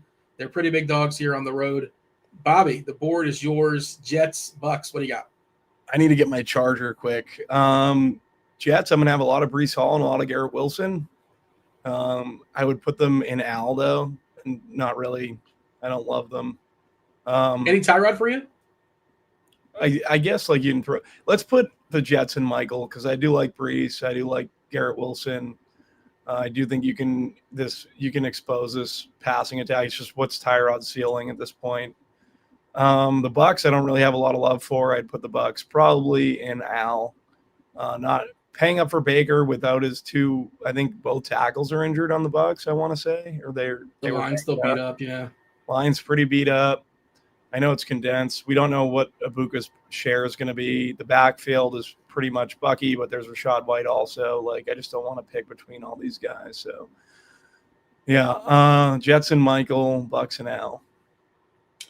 The report I did see that Ibuka apparently is going to be a full go. Just kind of a heads up. I have to grab my charger, so you can just let me know when I lost. And Kyle, what do you want to do with the Jets and Michael? Rappaport reported last night that Ibuka would be a full go, and then Schefter tweeted this morning that Ibuka will be potentially limited, but it'll depend how he feels. Okay. Yeah, I saw the report last night. I didn't see the update. Thank you for that. It was very much like an NBA style. He might have a minutes limit, but then if he feels good, he won't have a minutes limit. But then if we're winning, he might, like one of those things. It's one of those, if we're up by 3 touchdowns and the game's over, he's not going to be out there, I think. I feel like just paraphrasing what you're saying. Kyle, any issues with the rankings here from Bobby? Yeah, this is where I crack my knuckles and get a lot different. I'm putting the Bucks in the Matthew tier. They're one of my favorite stacks of the day. Bobby does make a good point about the offensive line. It's pretty beat up. I think they're down 3 of their, coming into the offseason, 3 guys that they wanted to be their starters. They're down both their tackles, so they've been shifting things around. But I actually think that will potentially, I think from a game perspective, I'll force them to throw the ball a bit more. And they have a 25 implied team total, so they're a team that I think is going to have success. Vegas thinks they're going to have success. I mean, they're super condensed as well. Mike Evans is like a 28% target share. Ibuka's at like 22, 23%. You can also stack Bucky with Baker. You can throw in Kate Otten as a potential value tight end play. So this Jets defense has been obviously brutal. They've allowed 30-plus points in each game so far this season. You don't want to take that for too much weight because they obviously had the big game week 1 where they allowed a ton of points to Pittsburgh, and then they had to play Josh Allen and the Bills in week 2. But I think that just in general, this Bucs team is super high upside, and it's sort of difficult to play Bucky. So with that being the case, I just like this passing attack more. And I think you can still play Bucky with Baker, but again, similar to the Josh Jacobs argument where all these guys in that 7 to 7.5K range are tough plays because you have so many of those elite running backs and then the 2 value guys, difficult to play Bucky. So for that reason, I'm really high in the passing attack, and nobody's going to play Baker because everyone's looking cheaper. So Baker and a couple of these guys are going to be probably my favorite stack of the day. Interesting. Yeah. What about Bucky and the defense, by the way? But Bucky and Tampa D. I don't know if you threw that out. You're talking about Bucky and Mayfield, but I think Bucky and Tampa D can be kind of interesting as well as a 7-point home favorites. But go ahead. Yeah, I don't mind that. I think there's a lot of cheap defenses today, and the Bucs they're still 3-5. So I mean, I personally am not getting to the Bucs a ton, but it's definitely a good correlation. And then I don't think I gave the Jets away. I would put the Jets and Al just because I do love Garrett Wilson today, but especially as a run back. But Tyrod's a tough sell for me just because of all the other value options I would prefer. But so we're pretty different with the Bucs, but that's where I would have them. All right. I agree with you on the Jets getting moved down to Al. I do not agree Tampa should be all the way at Matthew. So we will get Bobby on the board with a point, but I did like your argument, and they probably should be higher. I'll let TJ put Tampa somewhere between, if Tampa goes up a row or two, yeah, if he wants to put him in gunner, that's fine. That's a pretty good compromise. We did get a winner, by the way, for Superstar Sunday. We'll talk about that momentarily. Shout out to Toj18, TOG18, took down Superstar Sunday. We'll get you a week free of RG Premium or Scores and Odds, Dealer's Choice. We have 100 likes. Once we get 100 likes, we'll have Kyle give him was one of his favorites prop plays of the day. Kyle, you're on the board. It is Houston and the Jags. 43.5 is the total. Jags are 1.5-point home favorites. What are we doing with Jacksonville and Houston, Kyle?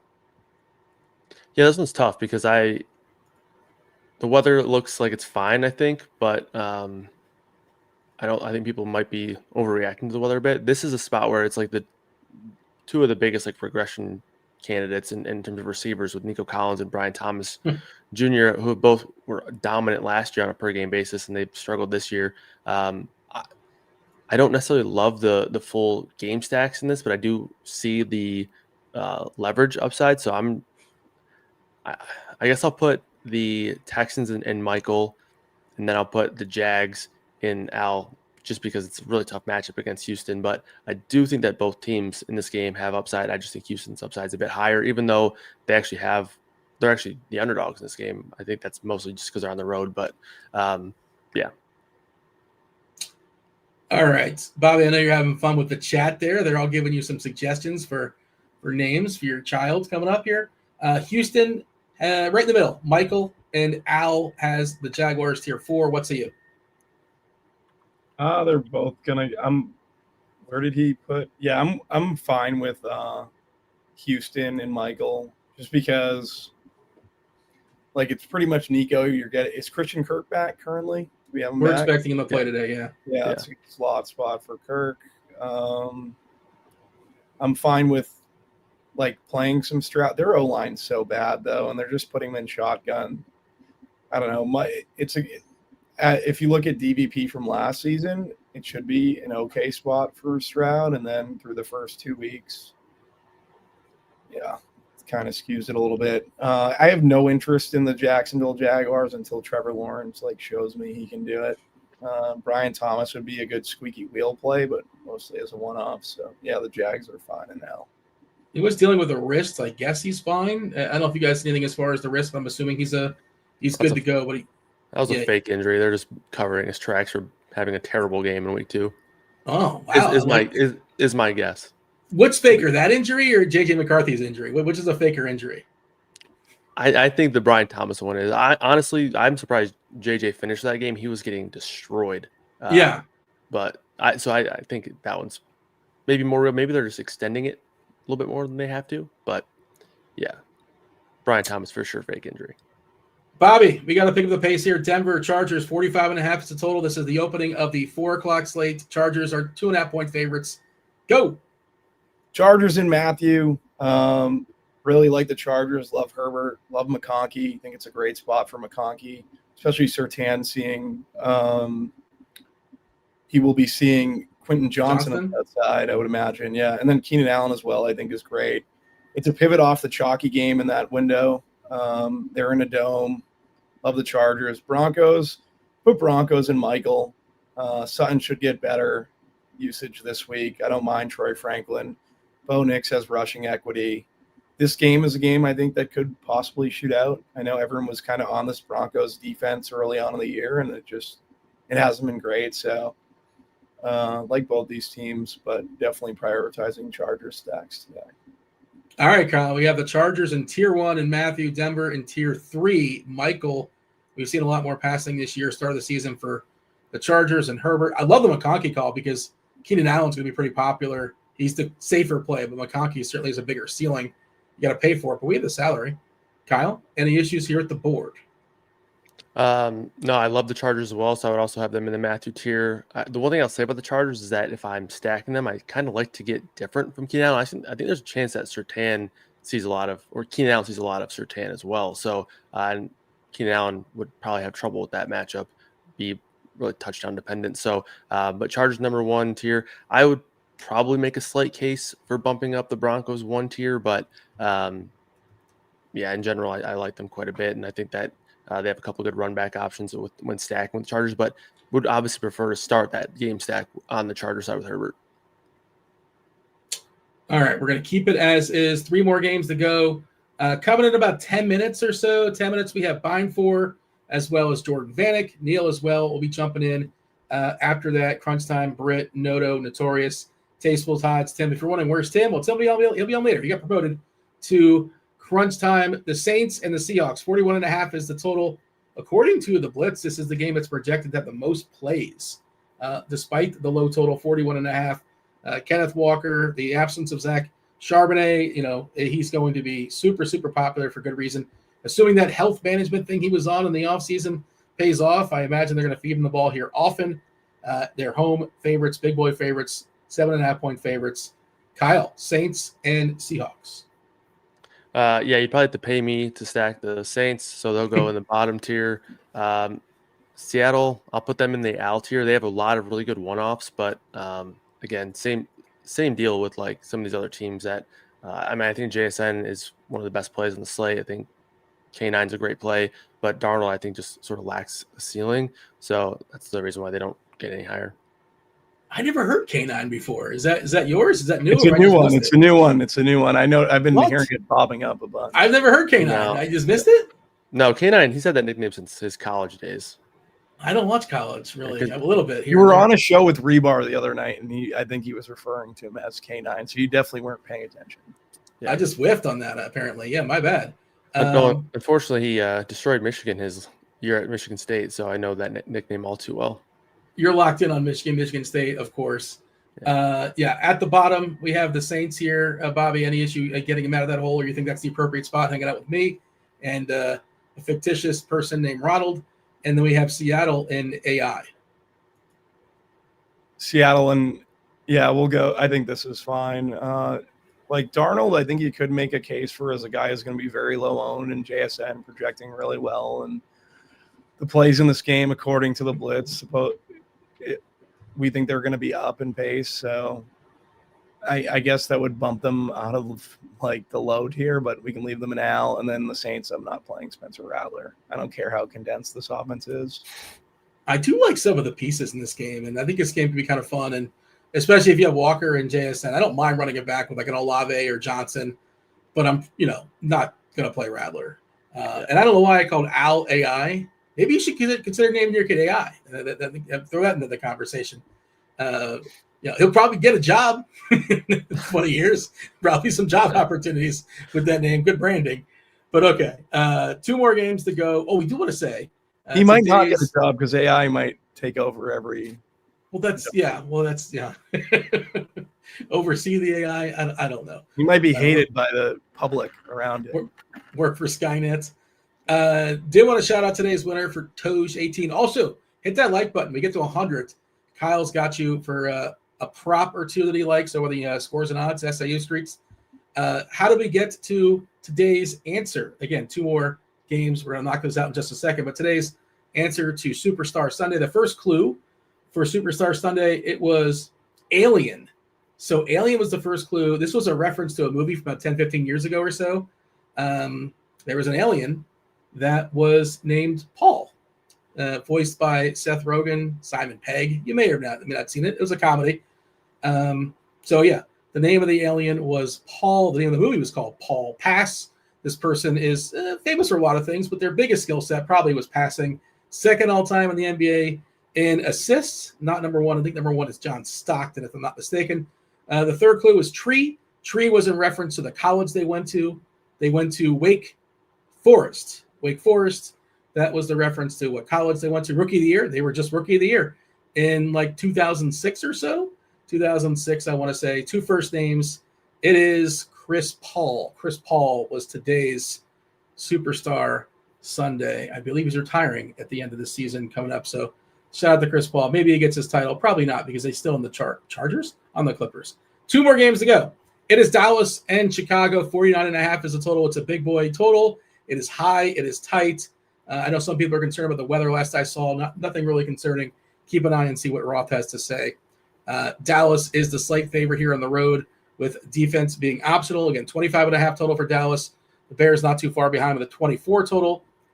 I think this is Kyle's. Kyle, are you leading us off? Is that correct? Did I lose track? I'm not sure. But set the board. This one's Bobby. Bobby, Dallas, Chicago. What do you got? I'm going to forfeit any chance of winning, but I think I already did that. You're playing under protest, as is, yeah. Yeah, it's probably under protest. I'm going to put both teams in Gunner, and mainly because these stacks are showing so much ownership, and I'm only playing 10 teams. So I'm currently not building, I'm not starting with either of these 2 teams, and I'll late swap to them if my early stuff hits, really. So, yeah, Caleb's great with Odunze. Like him with Moore also. I think Moore is an interesting pivot if you build with Caleb lineups and you want to get to Moore, or the doubles, I think, work out great as well. This Dallas defense hasn't been able to stop a nosebleed through the air. So I also think it's like a more beneficial game for Caleb to do well. Like, I'm making all the cases to put Caleb and Matthew, but for me, I just don't. I'm playing the ownership game. And then Dak, CD, I think, is fantastic. George Pickens is probably going to go low owned, so he's an interesting guy to get in there when more people will likely play Ferguson, I would imagine, with Dak stacks. Also like Javonte, not so much in a stack, but as a way to leverage this Cowboys offense and stack overall. So they're supposed to be in Matthew, but I'm putting both in Gunner, and I'm not building my 10 teams to start with either of these QBs. Kyle? I think Bobby makes a good point on the ownership. I would have both these teams in the Matthew tier. I think this is an interesting slate because there's so many elite projecting plays that I think the larger game stacks are going to get sort of left to the wayside, to where we're probably not going to see a lot of lineups where, especially in smaller fit stuff, where it's like a quarterback with 2 pass catchers and 1 or 2 bringbacks. And this is the best game to do that, in my opinion. You would obviously have to forfeit some of the chalky optimal plays, but I think there's plenty of ways to get different within this game. I mean, Bobby mentioned Pickens, love him. Yeah. I already talked about DJ Moore, either of the running backs. So even Ferguson, I think, will be fairly low owned. So I like both these teams in the top tier today. All right, I'm going to leave this to producer TJ to settle. Let's let TJ have a say. We'll see where he puts Dallas and Chicago, if he moves them or not. As I introduce the last game on the board, Kyle, you're going to talk about Kyler Murray, the Arizona Cardinals in San Fran. 44.5 is the total. San Fran is a 2.5 point favorite. It looks like TJ split the difference. He has Dallas in tier 1 with Matthew, and Chicago staying in tier 2 with Gunner. What do you have here? Kyle, this is your board. San Fran, Arizona. Keeping an eye on that Jennings injury. You mentioned it earlier in the show. Yeah, I think so. This is a spot where if you are stacking this Dallas-Chicago game and your lineups don't really hit, pivoting to a San Francisco stack, I think could make a lot of sense. I like this stack quite a bit. If Jennings is out, your target tree gets even more condensed. It would take away some upside from maybe your potential stacking options, but I think it would make Pearsall a great option. You can obviously stack Mac Jones with Christian McCaffrey. I like the Niners in the top tier and Matthew in this one, and then Arizona I will put in the mid tier there with Michael. Don't mind it, but it's more of a Trey McBride option for me. You can pair Kyler with him, and he does have some rushing upside, but I think I would prefer some of the other spend up ish options at quarterback. So I'll put them in the mid tier. All right, so Arizona and Michael, and you wanted to put San Fran and Matthew tier 1. So Arizona tier 3, San Fran tier 1. By the way, we did hit 100 likes, Kyle, so get ready with that player prop. I'll ask you in a second. But Bobby, any issues with the placement of Arizona and San Fran? I'm in agreement on San Fran. If Jennings seemed like he was very questionable, and then that would bump up Pearsall. And this is another reason why I'm not going too heavy and just gonna basically deal with late swap later in the day, probably around 3:30, and see where everything's at. Super condensed San Fran, Mac Jones, Christian McCaffrey, Pearsall. I think that works. I like Matthew a ton. I like putting them in Matthew a ton. And then from the Arizona side, I would bump Arizona up to Gunner. Kyler has rushing equity. He runs versus San Fran team. I like McBride. I don't mind Harrison. The running backs are in kind of a committee, so I have no interest there. It's more just the passing game, and they're condensed. So, yeah, I like Gunner for the Cardinals. All right, let me recap the board. If you guys missed it, Bobby power ranked the names of his child coming up soon. By Mr. Mike saying this, Michael is a better name. Just so you know, Mr. Mike is saying that in chat. Tier number 1, Matthew. We have 3 teams in Matthew. It's San Fran, the Cowboys, and the Chargers. Tier 2, it's Gunner. That would be Green Bay, Minnesota, Tampa, Philly, Chicago, Arizona. Tier 3, Michael. That's the Colts, Atlanta, Washington, the Raiders, Bengals, Texans, Denver. Tier 4 is Al. That's Carolina, the Rams, Patriots, Steelers, Jets, Jags, and Seahawks. And all the way at the bottom, the name nobody wants to be. Tier 5 is Dean. That is Tennessee, Cleveland, and the Saints. All right, Kyle, give me your player prop, the player prop you like. And also I want maybe your favorite stack or two, like a bold fade. Give me a couple of hot takes before we yield to the next team coming in here shortly. And Bobby, get those takes ready because you got to see them and raise them. What do you got, Kyle? For the player props, so a few of them move. So again, recommend getting on the scores and odds package. I like Breece Hall under 60.5 rushing yards, and I like Josh Jacobs over 73.5. It looks like 76 is the best number for Jacobs now. I'm still fine with 76, or you can take his over on his rushing attempts. But anything Josh Jacobs related, and then fading Breece Hall today. And then you said favorite stacks or fades? Is that what you said? Yeah, I think a favorite stack. Who's your favorite stack? Flag plant, however you want to call it, whatever you want to say. If you had one big lineup today, what do you think you're building around? Tampa's going to be my flag plant. That's going to be the stack that if they have a good game, that'll be my leverage stack. All right, Bobby. Bobby, I hope everything goes well. Honestly, congratulations. Hope everything goes well. Enjoy. Everything goes smooth, and I'm sure you'll pick the correct name. It's definitely not going to be Dean. We figured that out, if nothing else, on this show. But see those takes. Raise Kyle. What do you got? Yeah, love the Chargers today. Justin Herbert to McConkey is probably my favorite stack. Player to break the slate under 4K. Well, you've kind of referenced it on Pittsburgh earlier. Yeah, I like Calvin Austin a good bit today. I don't know how many teams I'm going to get him into, but I do think that he's an injury. I think he gets in the box for sure. All right. We're going to end on Calvin Austin, ending on a high note very clearly, because right now, knocking on the door, it is the GPP Final Take show. You got Jordan, you have Beimfohr, you have Neil. Let's do it. Let's seamlessly segue right now.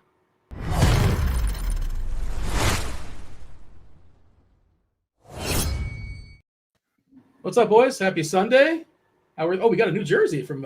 Is this going to be a bit every single week, Jordan? Another spectacular jersey? I've been doing it for college and the NFL. I might as well keep it up. This is a Geno jersey from a few years ago. When I think when he played the Lions, I had him quite a bit. So those were good times. Are you one of those guys, like if you take down a tournament, you buy like whoever, somebody in the lineup, you buy the jersey? Is that what we're doing? So every jersey I have that is not a Panthers jersey is someone that took down a contest. I mean, I'll never probably have a JJ McCarthy jersey because he doesn't seem like he can take down. It's not over. Wow. Jeez, is that shots fired? Immediate shots because I took so many shots at the Panthers last week. And Bryce Young was good. DFS, right. Dude, come on, 300 yards. Could have a Carson Wentz jersey after today. Yeah. Bobby was touting that Carson Wentz ran 17 times a couple of years ago. I don't know if you guys know that, but I think they ran on Neil's show outside the box. Was that an outside the box take? That was a Scott Barrett stat. It's kind of crazy. I give credit where the take came from, but I don't remember because I listen to so many shows throughout the week. Well, I guess he's got. I mean, I'll take the under on 17 attempts, but that was interesting. That was noteworthy, I suppose. It's definitely it's a fact. I saw it on the TV. All right. Anything else, boys? Before we step aside and get out of here and make way for the GPP Final Takes, I think we're good to go. Kyle, Bobby, yes. Yeah. Good luck, everybody. Good luck, y'all. See you guys. Hit that like button, subscribe, turn on notifications. Do not go anywhere. You have 2 hours still. 2 hours still of nonstop NFL DFS conversation.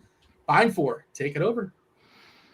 As always, shout out to Dean. Shout out to Brit, by the way, in the chat. Was quick with it with the Carson Wentz plus 750 for a touchdown, by the way. So for believing in Carson Wentz, Brit has you covered for a rushing touchdown from old Carson Wentz. Not sure how I feel about that one, but it's fun nonetheless. And that's what we're going to do today. We're going to have some fun because, gentlemen, we got a doozy of a slate, I think, on our hands today. If you've not joined us before for GPP Final Takes, sorry, I'm dying. Britt literally bet Carson Wentz. That's why he knows what it is, because he bet Carson Wentz to score a touchdown. Maybe Carson Wentz will come into play today here on the Final Take show. If you've not joined us before, what we'll kind of do is not necessarily go game by game or position by position, though we will do a little bit of both of those. What we're going to try to do is get you covered all the way up until lock with the final takes, right? The most important elements of this slate. We will pass it off to crunch time for the final 45 minutes or so. But for the next hour and 15 minutes, every 50 likes we get on this show, we will give away a bet from Scores and Odds. You heard Kyle mentioning it right before we went live here. There's a ton of different bets. I tail the majority of what the folks out there. I have some bets over there. I know Jordan does as well. There's a ton of good stuff over there. Britt, that you see in the chat, is crushing it every single week. We will give away some of those Scores and Odds bets for every 50 likes that we get here. I got TJ behind the glass helping me out with that. I want to kick it to you guys for a sort of slate overview before we start to dive into some of the specific plays, stacks, etc.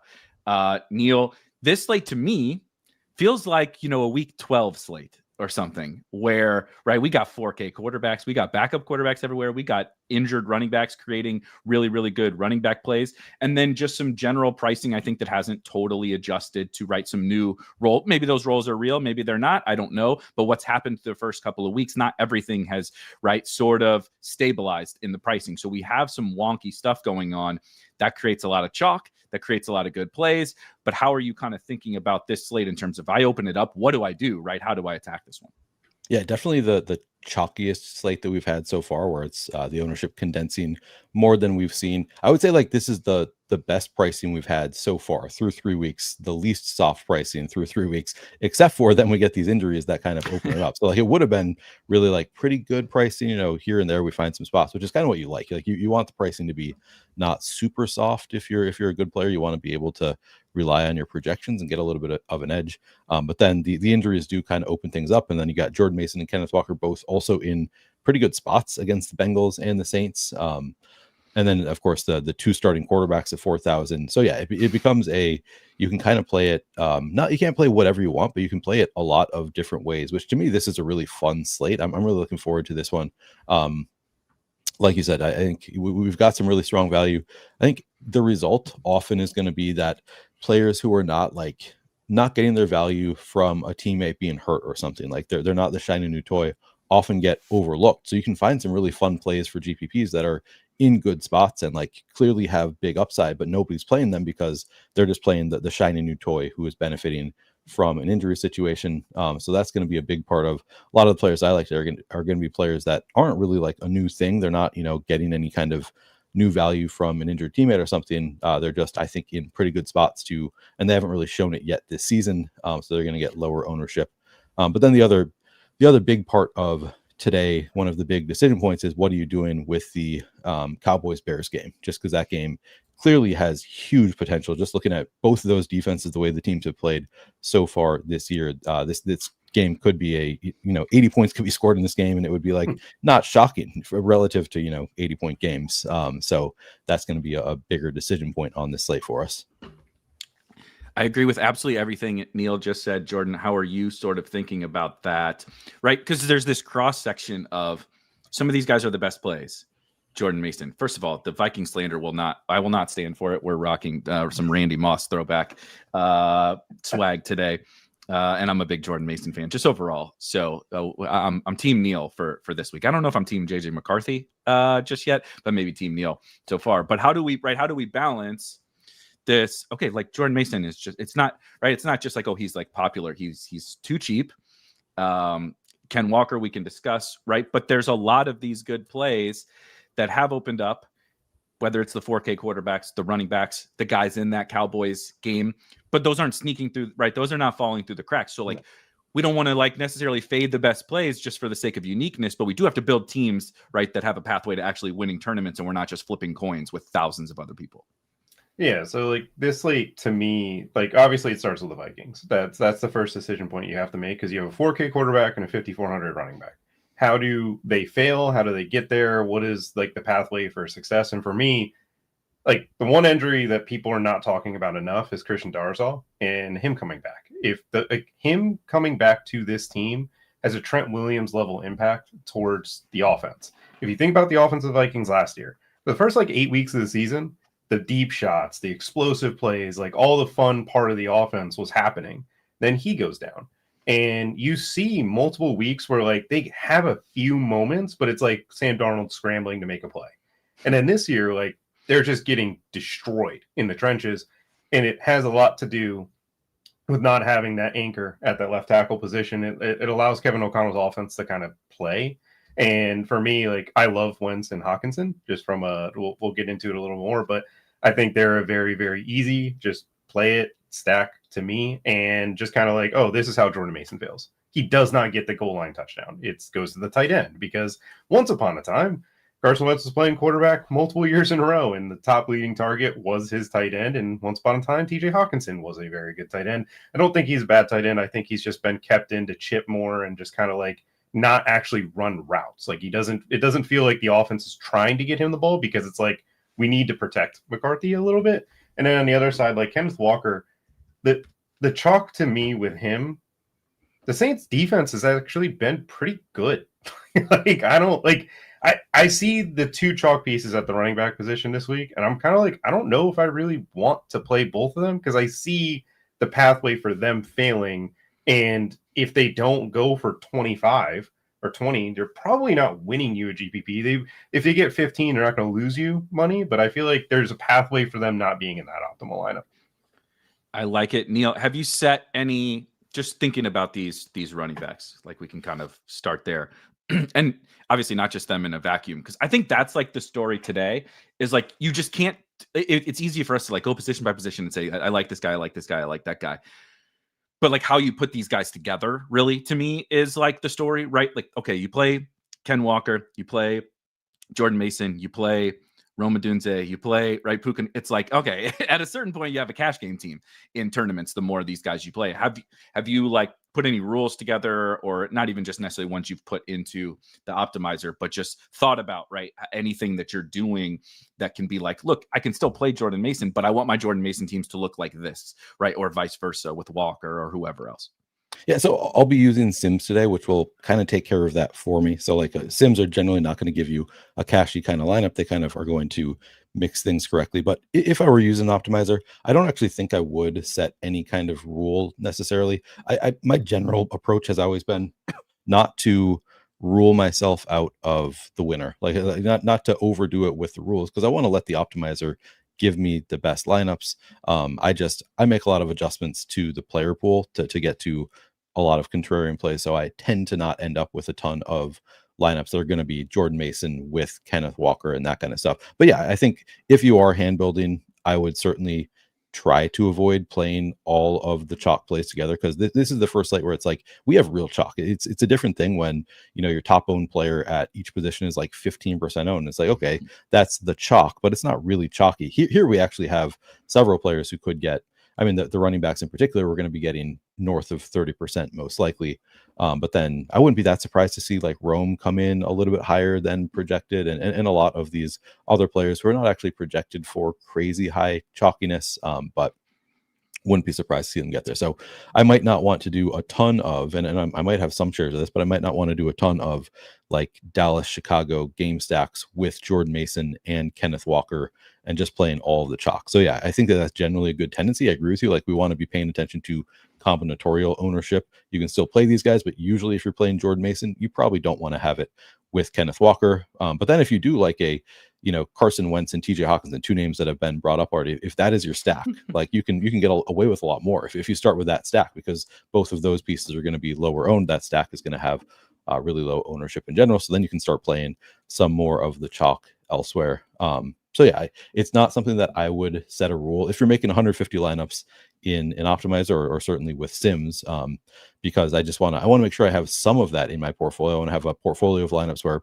some of them are going to be a little bit chalkier, but like really likely to at least cash, and others are going to be longer shots where I'm really taking shots at first place. So yeah, I would say I wouldn't set that kind of a rule necessarily, but I might underuse the rules, to be honest, relative to some people. So if we're thinking about it like that, I always think back to it's a little bit easier, like from an NBA perspective. I feel like where, you know, the projections are very, very, like there is certain, like even like 75% owned chalk, right, in NBA that's like, I don't know, this might be under owned, you know, in the NFL. Just with the event, kind of like event-based nature. There is a volume aspect to it, of course, but like if you don't get the touchdowns, and that can happen to absolutely anyone, your team can score 35 points and you don't score a touchdown. We'll talk about, right? I think Dak Prescott is actually maybe under-owned at his ownership because he hasn't gotten the touchdowns. That it's, you know, Javonte and Miles Sanders apparently are just going to score multiple touchdowns every single week. That the chalk can be not more fragile, but I guess a little bit it is a little bit more fragile. So I like to think about it as more of a hand builder, as more of a, you know, 1 to 5. I'm playing 5 on DraftKings today, for example.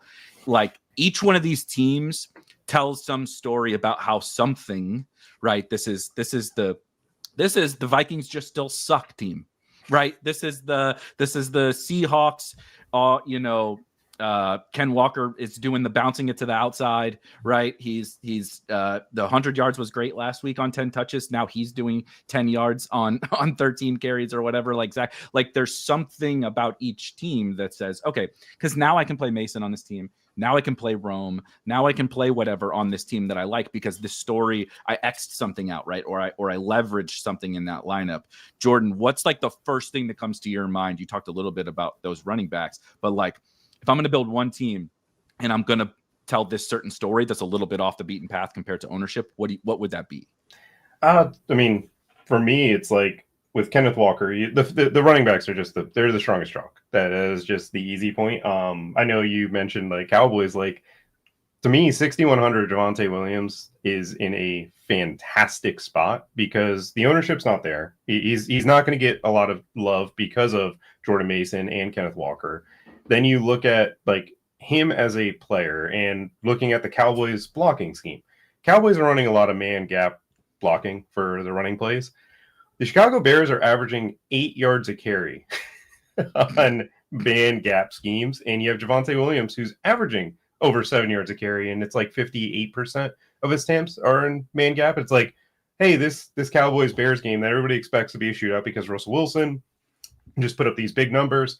And it's like, maybe Russell Wilson can still throw the ball downfield because he's shown that last year. Like, he has the ability to allow his guys to make plays. maybe Caleb Williams can't throw the ball downfield because I still haven't seen it. Maybe, like, maybe. I mean, like we're like, to me, it's like, well, what if Javonte Williams just dominates again?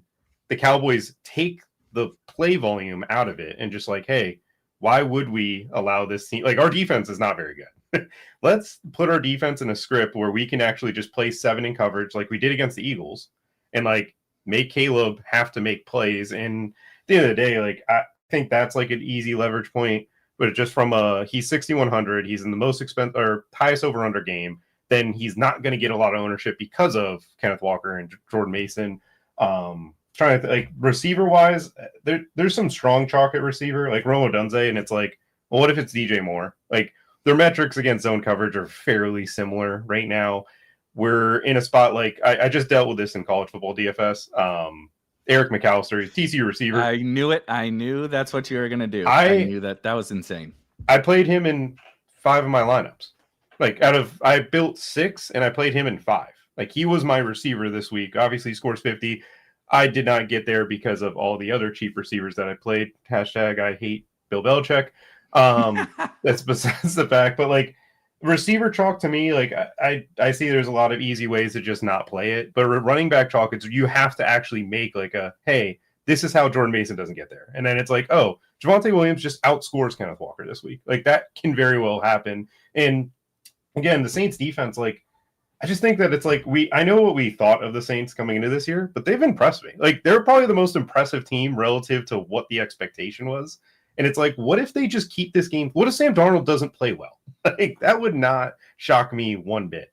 So JSN also notably ill, expected to play in that one. I'm interested to see if that lowers his ownership at all, because that would be pretty appealing if that raises. I don't know that it will, but yeah, crazier things have happened. Let's talk about some of these games. We'll definitely be talking about running backs along the way as we go. But let's set aside the Cowboys and Bears. We'll definitely talk about that for the folks, because I'm not fading that game. Just full transparency. I think that's going to be a very fun one this afternoon, especially if you like overthrows from Caleb Williams. But Dak is balling. Dak is absolutely balling. Javonte's role is awesome, but Dak is playing like a madman. What's another game, Neil, that you're like, okay, I really like this one for tournaments? Maybe it is more off the beaten path, or just, the ownership looks completely reasonable to you. All right, Jordan, plug your ears, because once again, I am going to be attacking the Carolina Panthers with a lot of the Atlanta Falcons. I think it's a great spot. They have a 25 implied team total, so maybe the Panthers defense is improved, but still teams are expected to score a lot of points. You're shaking your head now. Last week you said it. Last week you said, I think this defense might be improved. So no, 2 weeks ago. That was 2 weeks ago. Last week. Well, I will say this, Neil. If Christian Roseboom, just watch him try to play defense. It's incredible how bad he is and how much the Cardinals just went in his way. Like, Marvin Harrison got shut down. Like, our boundary corners aren't that bad. It's just our linebackers are just so freaking awful. And then Bryce Young's just very bad at football sometimes. It's all right. So you are attacking the defense of the Panthers. Okay, good. Because I want to attack. I'm going to be attacking with the Falcons offense quite a bit here. I also like that AJ Terrell is out, though, for the Falcons. I think that makes the game a little bit more interesting, because maybe the Panthers can actually attack back and make the game a little bit more interesting. I mean, probably not. We saw Bryce Young at the end of last year was like, okay, garbage time. But we could at least have Teteroa McMillan have a big game. I guess that's kind of what I'm hoping for. Is just Panthers with a Teteroa McMillan bring back. I think is kind of a fun game stack. So that's one I'll be playing a fair amount. We have several teams with pretty high implied team totals today. I don't think I'm going to be playing a ton of the Packers Browns game, just because I'm not expecting much. I think like two good defenses, and the Packers just really kind of surprising as a defense. I do think as Jordan brought up earlier, the Bengals Vikings game is a good one. Not really high implied team totals here. We just have $4,000 Carson Wentz. Everybody fairly inexpensive, and the Bengals defense has just been really bad. Vikings defense has been worse than expected, honestly. Like I thought this is going to be an elite defense. So far, they've been kind of beatable. They're giving up a lot of yards per carry. I think probably just because the offense has been so bad that they're just on the field the entire game and they're worn out. So maybe if the offense takes a step forward, the defense will also here. But so far, they've been not that great. Vikings half of it, at least. Obviously, Jordan Mason's going to be the chalk, but then I also, as Jordan said, I think the passing game might actually come in a little bit under-owned there. So that's one I'll attack a little bit. I think the Rams Eagles is one that we haven't talked about a ton. Could be a little bit sneaky there. Just two pretty fun offenses. I don't want to name like every single game, but these are some that stand. I'll throw out Denver Chargers also just has the like two good defenses, which often will scare me off it, but I do think it just has fireworks potential if the offenses are just beating the defenses here. And I think the Chargers, are just legit. I think that the Broncos at least they're going to be inconsistent, but they'll have some big games. So I think that one could be really fun. Shout out to our guy, Troy Franklin, with an awesome week last week, makes that game a little bit interesting. I think that game is one of my kind of favorites for tournaments where, right. So we're getting all this new information, but it's still only week 3. And then we're getting this injury news. And it's kind of like, what is the market buying into? It's like, okay, well, Sharps is out, right? This guy's out. Cowboys, Bears is the Stones, right? And then it's like, well, the Chargers have the highest pass rate over expected in the entire league by a substantial margin. Actually, they're slinging that thing. The Broncos, who similar to the Vikings, I was like, I think this defense is going to be awesome. I thought the Broncos would be arguably the best in the league. They were solid in week 1. Is that maybe the Titans and Cam Ward? Because they go to Indy, and I was like, I didn't even think Daniel Jones played that well, but they just carved up this Broncos defense. And I'm like, why can't Justin Herbert and this offense do that, right? And so like I said, Troy Franklin is emerging into, is he certainly the wide receiver 2, but is he infringing upon Cortland Sutton as from a wide receiver 1 perspective? It's like, but nobody cares, right? Because there's all these other, like you said, shiny new toys than these other games that are more appealing. That one like jumps off the screen to me of like, I don't know, man. Like I said, if this were a game we're going on later where the pricing was a little bit better, this game would be like probably pretty awesome. But in this week, it's just not at all appealing to the general masses, and I like it quite a bit. Any of those for you, Jordan, that Juwan Jennings is out, something we will discuss as well amongst that game, amongst wide receivers, but any other games that stand out to you from a tournament perspective? Not many games in particular that you guys have yet to mention stand out from a tournament perspective. I will just say that like the Rams Eagles game is the easiest. Like I think this is a very easy way to play this, where it's like, hey, the Eagles passing offense is awful. They cannot create these crazy concepts. They're just not a fundamentally good passing offense. But I know Saquon Barkley and the Eagles O-line is still a good team. And I know that the Rams haven't really faced anybody that would be like, hey, this is a good rushing offense. It is Nick Chubb and Tony Pollard. So like, I'm not sure if the Rams run defense is any good. I know Tony Pollard averaged over 4 yards a carry. And it's like, Saquon did just run for over 200 yards against this team like 9 months ago in the playoffs. And then you're like, wait a minute, the Eagles in week 1, like Dak, CeeDee Lamb, and Pickens could have had probably 300, 400 yards passing against Adoree Jackson. And it's like, you have Sean McVay, who's like, hey, or the boundary corner over there, you just don't throw it his way. You just throw it at Adoree Jackson. Last week, I saw like a funny Twitter clip where it was like, hey, look at this, Adoree Jackson in coverage. And it's like he just spearheads Cooper DeJean in the slot, and Tyquan Thorne's wide open, and Mahomes throws it 50 yards over his head. It's like, I think the Rams are just going to attack him the entire game. And you have Devontae Adams and Puka Nacua, which is going to be a matchup nightmare. And then it's like you just play Saquon Barkley. And Matt Stafford, I think, is getting just not a lot of love because he just never gets the touchdowns. But it feels like this is a game where it's like, this is clearly the way you can attack them. It's just this corner, this side of the field. You have McVay. It's very easy. And then trying to think of any other game that stood out. I don't see obviously the Bears Cowboys, but nothing else from a tournament perspective that's like super intriguing to me. I will add the Colts and Titans. I just talked about the Colts, kind of carving up that Broncos defense. That is another one that's like a little bit of ownership, right? Mostly going to Tyler Warren, some Jonathan Taylor. But again, if we didn't have like these 4K quarterbacks, I think we would be discussing Daniel Jones at length. We might be discussing Cam Ward if, those other quarterbacks didn't exist. Do I think what we saw from the Titans for 2 weeks is more real than not? I do. Yes, I do. Am I 100% certain of that at home against the Colts, who did give up a bunch of yards, right, in their week 2 game to that Denver Broncos? I think it's a kind of interesting Titans bounce back spot for a couple. Tony Pollard will pick up a little bit of ownership. I like him fine. I will say, we're running to Ken Walker, Jordan Mason, etc., because of their new role, right? They went from committee backs to now we project them to have all the backfield. Tony Pollard has all the back, like he leads the NFL in amongst running backs in snaps, like snap share, right? He's playing like 90%. This, if you think Christian McCaffrey is like, you know, the workhorse, Tony Pollard is the workhorse. He never leaves the field for the Tennessee Titans. Now that's not turning into a lot of fantasy points because maybe it doesn't matter. But again, in a normal weeks, we would be like, well, this guy's he's getting every single touch in this backfield. That's really valuable, but no one is caring so much about it for Tony Pollard. Calvin Ridley, right? Alec Manor popped up last week, but for a couple weeks we were like, well, Ridley's like the best projecting wide receiver on the slate. Now, who cares, right? Throw Calvin Ridley in the garbage, give me Rome Odunze.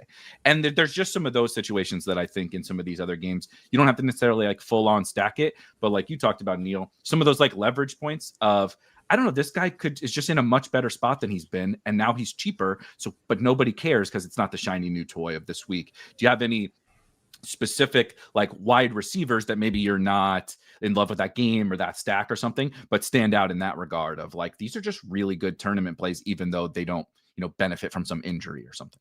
Yeah, first of all, you named like the number one player who comes to mind to me, which is Tony Pollard. Like I just think if we had Tyjae Spears getting hurt this week, he would be right in that same conversation with Jordan Mason and Kenneth Walker. But because it's been 2 weeks and he hasn't done anything in, I think, tough matchups, Jordan suggesting maybe it's not a tough matchup with the Rams, but like we kind of expect those to be solid run defenses. This appears to be the best spot that we have so far with Tony Pollard. So yeah, that is one that I certainly comes to mind. As far as wide receivers who have not really shown us much and they're getting lower ownership as a result, I mean, it's a great spot, but like Drake London's still getting like just barely double-digit projected ownership. He's down to 6,000 against the Panthers. I mean, that's just, it's a strong spot for a player who I think this is just too cheap for him in general, and now it's a pretty strong matchup and getting low ownership. So Drake London does stand out to me, but also the other one there is Darnell Mooney is one who, when Michael Penix took over as the quarterback, we really thought that Darnell Mooney was going to benefit. Like they were going to have a connection that was going to lead to some major spike weeks. Now it's only been 4 games and we haven't seen it yet with Michael Penix and Darnell Mooney, but he's down to 4,500, getting 0 ownership. I really like Darnell Mooney in this spot as just we haven't seen it yet, but it is week 3 and it would not be shocking to see Darnell Mooney at 4,500 just obliterate his price tag here at 0 ownership. So Darnell Mooney really stands out to me as a player I like quite a bit. DK Metcalf, I think, is fine at like right around double-digit ownership. Can they nice throw spot there. The ball downfield? Yeah, right. Why are we using DK Metcalf like Pop Douglas? What's happening?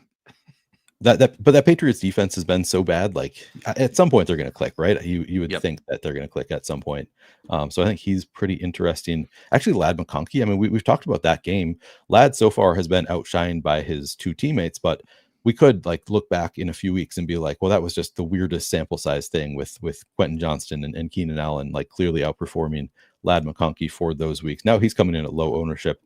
The price is not too crazy for Ladd. So I think if you want to play that game, I think Ladd is a really strong play who clearly has pretty major upside. BTJ, it's so tough for me because I don't love the matchup there with Houston. He's probably going to be covered a lot by Stingley, and I don't know. It's not the best matchup, but he certainly fits that kind of mold of like he hasn't shown it yet. Is he washed? Is he just like is this not washed is not the word, but is he like is he not legit anymore? People are really worried about BTJ. In a better matchup, I would definitely lean into it. Nico Collins, I actually think on the other side of that game fits that pretty well. Like he's done really well against the Jags throughout his career. He's 7,300 and we're just like, yeah, we can't play Nico Collins today. There's so many better pieces. Clearly Nico Collins has massive upside here. The offensive line pretty bad there. So we haven't seen it yet. But I do think we're going to see a Nico Collins blow up spot at some point. I think this is a pretty good bet for that to happen here. You mentioned Calvin Ridley. That's a pretty good shout out there. I think what's the ownership coming in at for AJ Brown? Got to find him. Yeah, It was a AJ little Brown higher than I hoped for at the beginning of the week. I know that, but it's kind of been tumbling as everybody realizes how bad the Eagles' passing offense has been. It's making everyone more uncomfortable with AJ Brown. And I also wonder, like, with Jawan Jennings out, like, now does Ricky Pearsall get steamed up? Do we lose some ownership on the players around him? I don't think too much, but maybe something we can hope for a little bit. But yeah, AJ Brown single digit, I think looks okay. I guess I'll stop there. Those are some of the names that stand out to me as going a little bit under owned, just relative to our preseason expectations and their spots. And I think it's just a result of some other players really getting nice boosts today, and they didn't get the boosts this week, but I still think they're in good spots. I love it. Keep your questions coming in the chat. We're going to rapid fire some questions now, and then we'll move over back to running back and digest that. We talked a little bit about kind of the chalky guys and what to do with them in tournaments, but overall we'll dive into some running backs. I'm going to hit some of you guys' questions, catch up a little bit there, and as I said, keep them coming. We'll bounce back and forth between your questions. I want to answer as many of those as possible leading up to crunch time. Super quick though, if obviously you're here because you want to play some NFL DFS. And if you haven't yet taken advantage of it, we have our Combo Pro right now here at RotoGrinders for just $79.99 a month. You can get your first month for just $79.99 a month. Thank you, TJ. And that's only $5 more than an NFL DFS subscription. So, right, you can get absolutely everything. NBA's coming. Jordan's got college football. We got golf. You can get absolutely everything with Combo Pro for just $5 less than you would pay for the NFL DFS subscription only. So check that out, of course, in the description on rotogrinders.com, et cetera, et cetera. Let's hit some questions here. Here's an interesting one. Speaking of running backs, Eugene asks, does anyone like, I think everyone likes Mason, and I think this player fits in the lineup together. But Ja'Cory Krosky-Merritt, Jordan, it was a hype machine. Even his own coach laughed at the amount of hype that was coming out from the world about old Bill. But Austin Eckler is out. What happens in that backfield, we can debate it if we would like to. But it is kind of funny that he did get an injury that should theoretically benefit him, but we're not so comfortable with old Bill despite the hype. Eugene wants to know about Ja'Cory Krosky-Merritt. What do you think about him? I can't get to it because I think the Raiders' run defense is really good. They like yards before contact per attempt this year is under 1. Mirrors the Packers' defense when it turns to rushing the ball. Like the Chargers could not run the ball against the Raiders.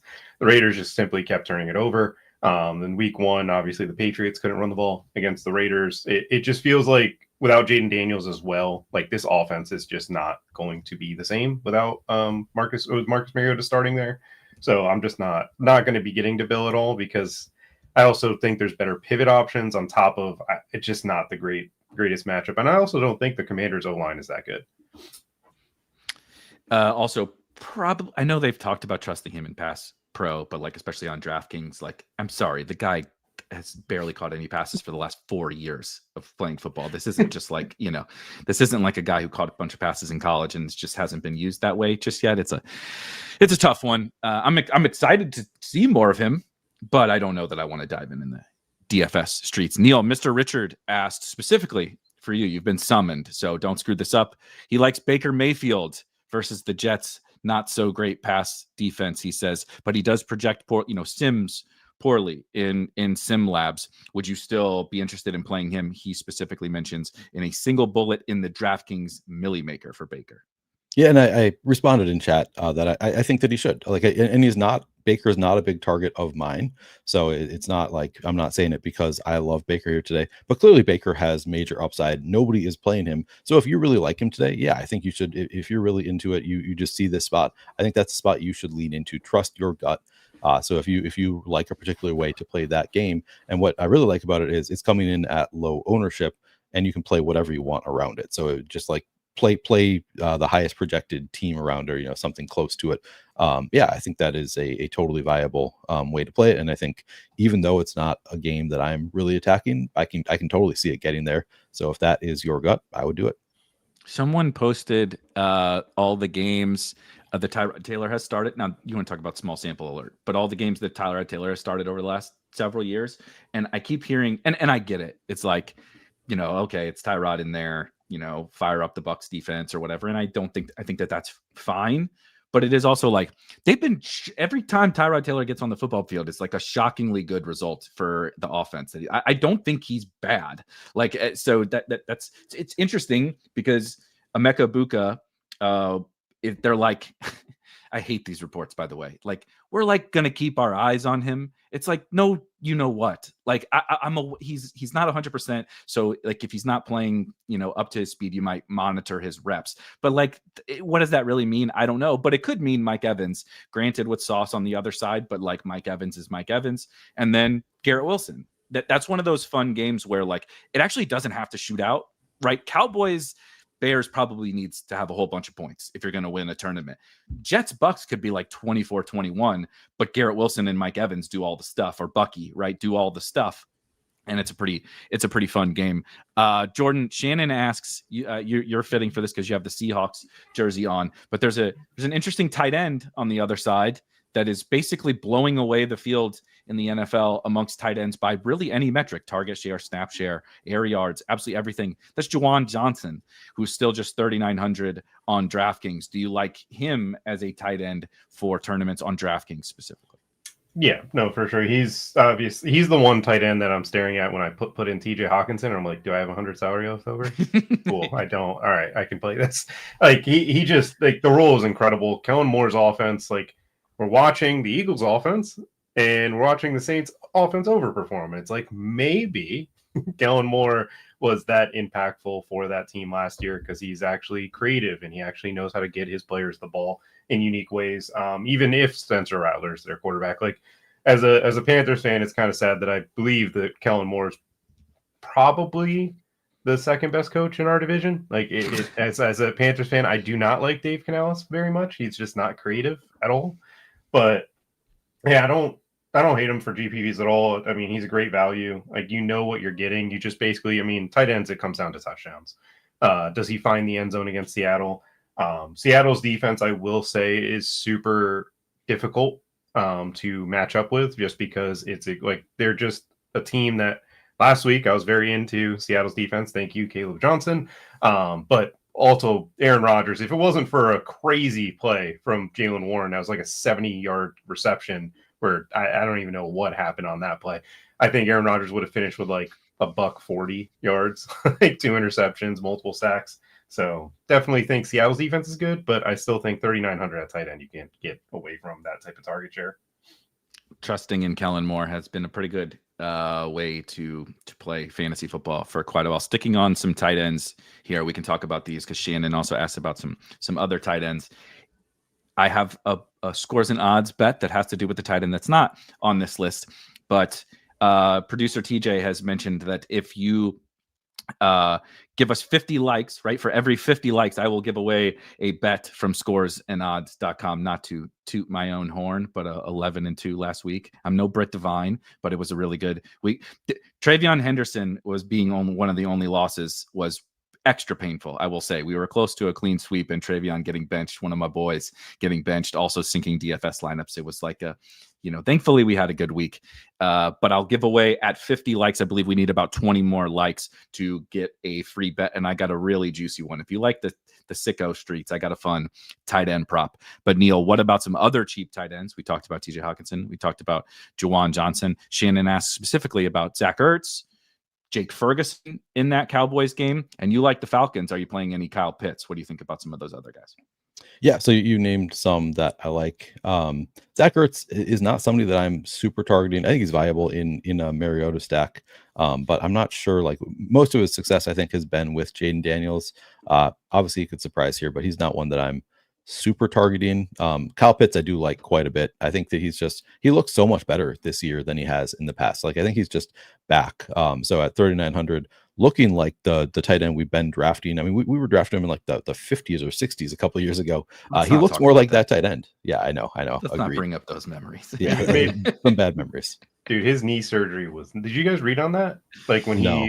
he had to get a second surgery after his first one.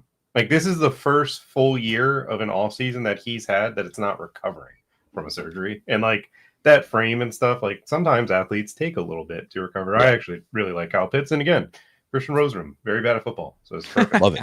Yeah, it's a perfect spot for, and we can all just target the Panthers defense together. Love it. Okay, so yeah, Kyle Pitts looks like one of the best tight ends here. I do like Hawkinson quite a bit, but we already talked about that a little bit. Dallas Goedert is only 3,700. I don't usually play a ton of him unless AJ Brown or Devontae Smith is out, but this is just too low of a price tag for Dallas Goedert, so I think that he is in play. I also like he's not super cheap, but Tyler Warren, I think, is still too cheap for his role in that offense. Like he looks like he's going to be a stud. So I think this $4,400 price tag is going to look too cheap. You just want me to talk about the cheap tight ends, or? Yeah. Let's go ahead. Let's go ahead and just get the tight end. Do the tight end. We normally save it for the end, and honestly, it probably doesn't get enough. This tight ends, they deserve a little more discussion. I do think this week is pretty fascinating for tight end. We were just talking about the cheap guys, but there is a completely unowned Brock Bowers at the top. There is Trey McBride at the top. Tyler Warren is maybe a star. Tucker Kraft, we're getting actives and inactives. Obviously, now Tucker Kraft is active. Maybe Tucker Kraft is the next superstar tight end, right, amongst this group. There's kind of a lot to like at tight end. So, yeah, not just the cheap guys, if there's anybody else that you are particularly interested in.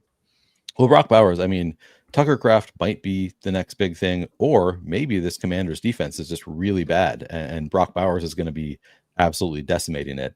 So I think that there is, we might find out that tight ends, this is just a great spot against the Commanders defense. But even regardless of what you think of the defense that, again, gave up, I think, 126 receiving yards to Tucker Kraft, it's just Brock Bowers coming in at low ownership. We just saw that whole offense completely implode on national television, so nobody wants to play Brock Bowers after that disaster. But I also think the Chargers defense might just be really good.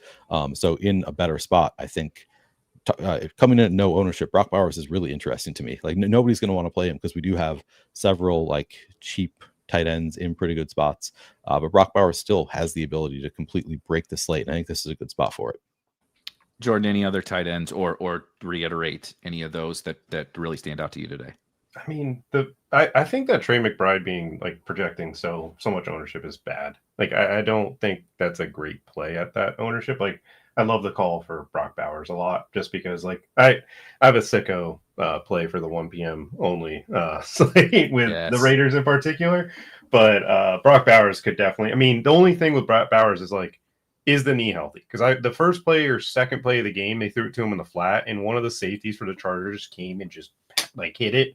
And he immediately saw him just like wince really bad. And I was like, I don't think his knee's right. Like if I'm a team, like the NFL wants you to hit low. So this is a perfect opportunity to try and be like, hey, you're playing through this. I have to tackle you this way. We're going to be going low. So that's the only worry about for that. I do love Geno for this weekend, just from like maybe the Commanders offense is bad. And like during that Thursday night game, like Jordan Love had multiple deep shots that were just like an inch or two short. And it's like, Geno, we know what he is. Like, he's going to sit in there and try to launch that downfield. He's only faced Dan Quinn once in his entire career. And it was that Seattle-Dallas game 2 years ago where DK Metcalf went for $195 and 3 touchdowns. So interesting little side note there. DK Metcalf apparently needs to get back with Geno Smith in a way from Arthur Smith in this Steelers offense. I do actually kind of like. I drafted absolutely zero DK Metcalf all summer, and I'm like feeling vindicated. And also, I'm like, I kind of like him today. Like, I think I might need to make sure, right? If I'm gonna lose, let's get in on the one good game for DK Metcalf. He's a wide receiver. We briefly mentioned, but haven't talked a ton about. Keep the likes coming for Jordan and I. Maybe we'll both give away some sicko tight end bets that we're on today. So I don't want to mention my total sicko tight end punt today, but yeah, well, what's the question was, there was a question, what's up with the Ken Walker love? Zach Charbonnet is out, and they've been splitting that backfield basically down the middle, and they are, touchdown plus favorites at home against the New Orleans Saints. And I agree with Jordan that the Saints defense and just overall, like you said, relative to expectation, the Saints look like the most, like the funnest team of the year. Shout out to Kellen Moore, and Spencer Rattler is like, it gives me like Blake Bortles vibes. Remember the Bortles on the Jags where it was gross for 3 quarters, and then you're like, he's running around, he's slinging it. But the Saints maybe a little bit better, but nonetheless a good spot for Ken Walker. I want to hit a few more questions, and then we're going to bounce to some running backs. So we're going in a fun, different order today. I also think this is kind of a fun conversation today. Somebody asked about defenses. What's your favorite, Jordan, we'll stay with you. What's your favorite defense today from a tournament perspective? Because I actually find if this ownership holds, defense is a spot that we can get a little bit different with awesome, there's some awesome defensive plays today, and they're not all going to be popular. Yeah, for starters, I think the Browns defense at 2,200 is fantastic, and it's the best. It's one of the best defenses in football. And I don't know, I've seen Jim Schwartz and the Browns shut down the 49ers once upon a time when they were a bunch of chalk plays, and it was like, how did the Niners lose? And it's like, well, just because this is what Jim Schwartz kind of does. I love the Texans defense because we all are watching Trevor Lawrence not be very good at football. And it's like he hasn't had that really bad game quite yet. And the Texans were good against Baker and the Bucks. They were hitting them. It was a really good game.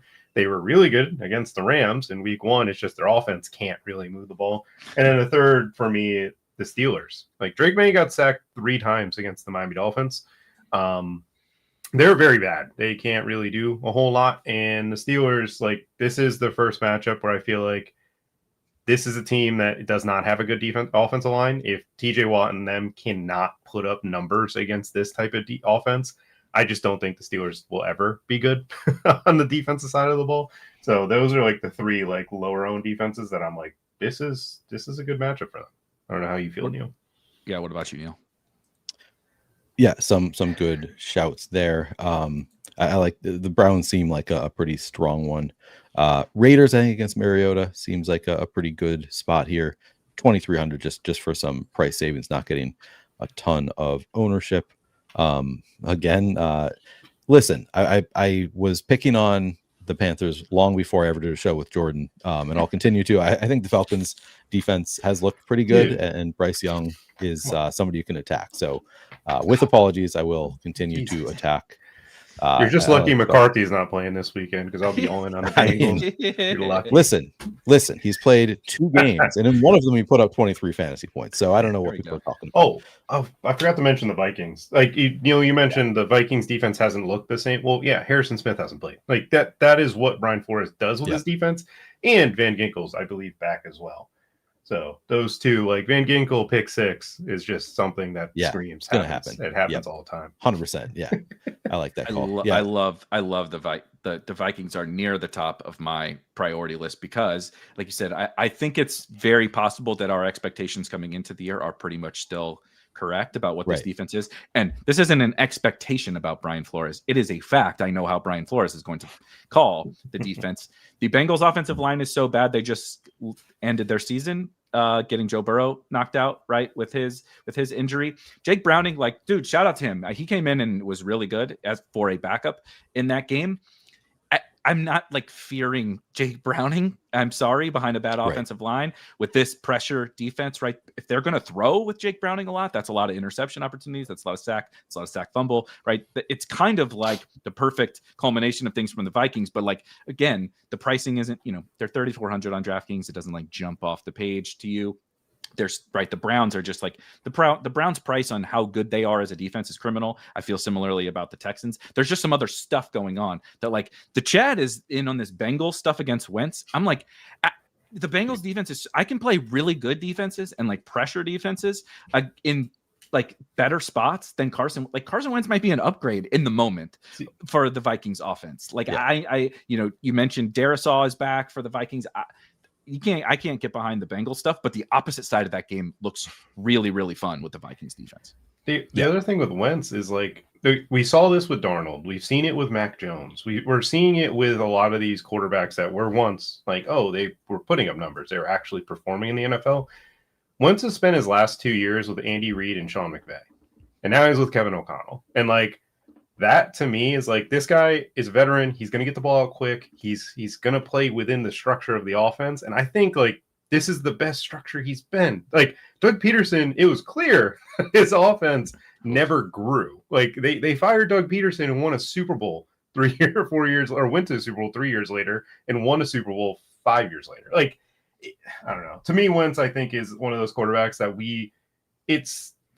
Flacco, Wentz, Mac Jones. Like, I wish these guys were starting for some of these other teams because, like, I think they are deserving of starting roles. It's just what they are, so you're not going to actually give them that chance. I love it. Keep your questions coming. Again, we got 25 minutes or so. We're going to hit as many of those questions as we can. A few more likes will get you guys some fun, free sicko tight end bets, apparently, that both Jordan and I are on. We'll give you some of those in just a few more likes. A couple questions before I want to get back to the running backs. And we haven't talked probably enough about those 4K quarterbacks and how we are handling them or should handle them. So I want to hit running backs and those 4K quarterbacks here in just a second. But a couple questions. Neil, you mentioned T-Mac. But with Juwan Jennings now out, Shiv wants to know Ricky Pearsall or Teteroa McMillan for you. Ooh, that's so close. I think it really depends on the lineup. So if I'm doing a game stack with the Falcons, I probably would do T-Mac. But I think generally, like if I'm not playing into that game, it's probably Ricky Pearsall. I like it. Also, Eric with a C. I mean, this is just rage bait. You can keep posting it. I'm sorry, but you're posting a QB pool of all these like trash quarterbacks and asking if like, what should your concerns be? Like, well, Aaron Rodgers, Joe Flacco, Jake Browning. Do you need the concerns explained? I don't. I think you know the concerns. I love you, but I don't think we're going to get into that one. Favorite wide receiver for cash games, Jordan. Who would that be? Ooh, favorite wide receiver for cash. Ted McMillan, probably. Like, I mean, he's just guaranteed. Like, the target share is there. You're playing no AJ Terrell Falcons, and then on top of it, like they're going to be trailing most likely. I feel like you're guaranteed a rookie receiver or a receiver that's going to get north of probably 8 to 10 targets, and then on top of it, like he looks good. Teams have tried to take him away, and it still doesn't really matter. 5,900 price tag is also very digestible as well. Shout out, Mr. Irrelevant. We did, however, get to our like goal here, which means it's time before we get to running backs to talk about a couple of sicko tight end plays. We talked about that Chargers and Broncos game, and we did not mention any tight ends yet. TJ already knew it. I didn't tell him this, by the way. He knew which gross tight end I was going to bring up just by the foreshadowing. Will Dissly is out. Okay. And I know that seems like absolutely nothing, but Will Dissly and Tyler Conklin have been splitting the Chargers tight end essentially sort of down the this is the Ken Walker and Zach Charbonnet of terrible tight end rooms. Okay. They were splitting it down the middle, but now Will Dissly is out. I'm like excited, like long term for Rondé Gadsden. He's a glorified wide receiver who is listed as a tight end. Tyler Conklin is going to step into like a full-time role playing with Justin Herbert. Conklin's like a solid NFL receiving tight end. This offense rocks. This game is really appealing. He's super duper cheap on DraftKings and of course FanDuel, but you only need 2 catches and 12.5 yards is the over under on his receiving yards for like a full. I think I would take over 12.5 receiving yards for Neil playing tight end with Justin Herbert if he's going to run all the routes. Like it's just a terrible price. You only need a couple of catches. They've been averaging those, if you were curious, over the course of these first couple of weeks. And I think Tyler Conklin, he scored right. He had 50 receiving yards in week 1 playing with Will Dissly. I think it's just a bad price because the market doesn't care, right? The player prop stuff is like, oh, Charbonnet's out. Let's move Ken Walker up 40 yards. But you remove Will Dissly and it's like, we'll move Tyler Conklin a yard, right? And it's like, he shouldn't move up 30, but the price I think is just like we're bored because Will Dissly sucks. Jordan, now you got to give another, it doesn't have to be a prop bet, of course, but along the lines of our gross tight end plays, what do you got? Oh, it's moved, sadly, but I did write up TJ Hawkinson. I had him over 3.5 receptions like early in the week at -102. It's now 4.5, and the line is -143 on his under. And it's like, I feel like he's going to catch 4 to 5 passes this game. So I like TJ Hawkinson earlier in the week, but sadly the line has actually moved. I did not know that, but I will say the sicko bet I was talking about and for a 1 p.m. slate play, I like Dante Thornton. Maybe those deep shots get connected. And out of the players on the Raiders that are capable of going downfield. Like, we have a guy a full-time role, and to me, I think he's the most explosive. I know Trey Tucker is quick and shifty and fast, but Dante Thornton runs a 4.3, and he has gotten the deep targets from Geno. So that was a 1 p.m. only play at receiver. That's like I'm putting in my lineup, which is gross, but it feels nice when you look at the running backs that you're capable of getting with stuff like that.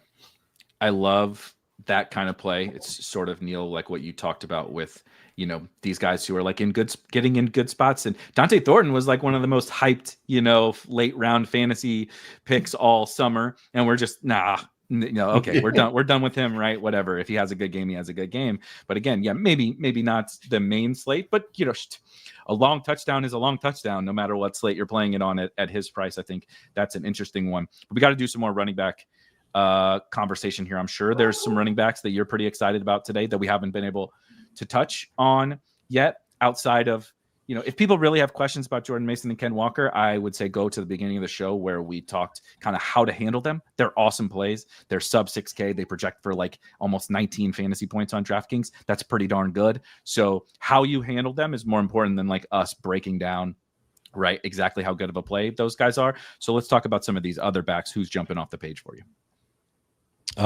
So for me, I think so. There are 4 like pay up options at running back, and I'd be curious to hear you guys ranks for them, because I struggle with how to rank the top 4 in my mind. So that's Christian McCaffrey, Bijan Robinson, Jonathan Taylor, and Saquon Barkley. I think they're all pretty strong plays here. They're going to get some ownership. Christian McCaffrey at 23%, Bijan Robinson 22%, Jonathan Taylor 19%, and then Saquon is a little bit contrarian, coming in at 13%. I guess Jordan already talked about like this. Saquon Barkley has done really well against the Rams historically, coming in at low ownership at 7,800. I really like some of these pay up options. I think I'm going to mix in a fair amount of the pay up running backs. I think for me, if I had to rank them with considering ownership, man, it's so tough. I think it's probably Saquon number 1, CMC number 2. Man, I like them all so much. This is so hard. Because like the best running backs in football. I know. Yeah, exactly. They're all great. They're all great plays, and they're all like not getting crazy high ownership. They are getting a fair amount. Because I'm going through and I'm like, am I really going to list Jonathan Taylor number 4 here? I love Jonathan Taylor here today, so I don't think I can. So maybe I'll actually list Bijan number 4. I love playing against the Panthers, but I think all 4 of them are great plays. Do you guys have any like clear rankings here? Do you see it any more clearly than I do? Because I think all of them look really good here. I love this kind of thought because I think this is a huge part of the running back conversation, Jordan. Not even necessarily I want to hear how you rank those guys too, but like Neil just talked about, these guys are awesome. Like they're awesome at football. They project well. They're in good matchups. Like, again, on a lot of slates, we'd be like, okay, we got to play Dante Thornton to fit these guys. But we have these other backs who've emerged that are pulling away, right? Puka will be higher owned, CeeDee Lamb will be higher owned because people are going to play the cheaper running backs. What do we do, right? How big of a priority are these guys, and how would you rank some of those top spend ups? So as a person who's playing Carson Wentz and TJ Hawkinson, this is why. Like, these 4 running backs are just in spots where I could see them putting up 40. Like, this is like the nuclear type games. And for me, Jonathan Taylor comes in as number 1 because the Titans defense is allowing the most yards before contact, I believe, on the slate.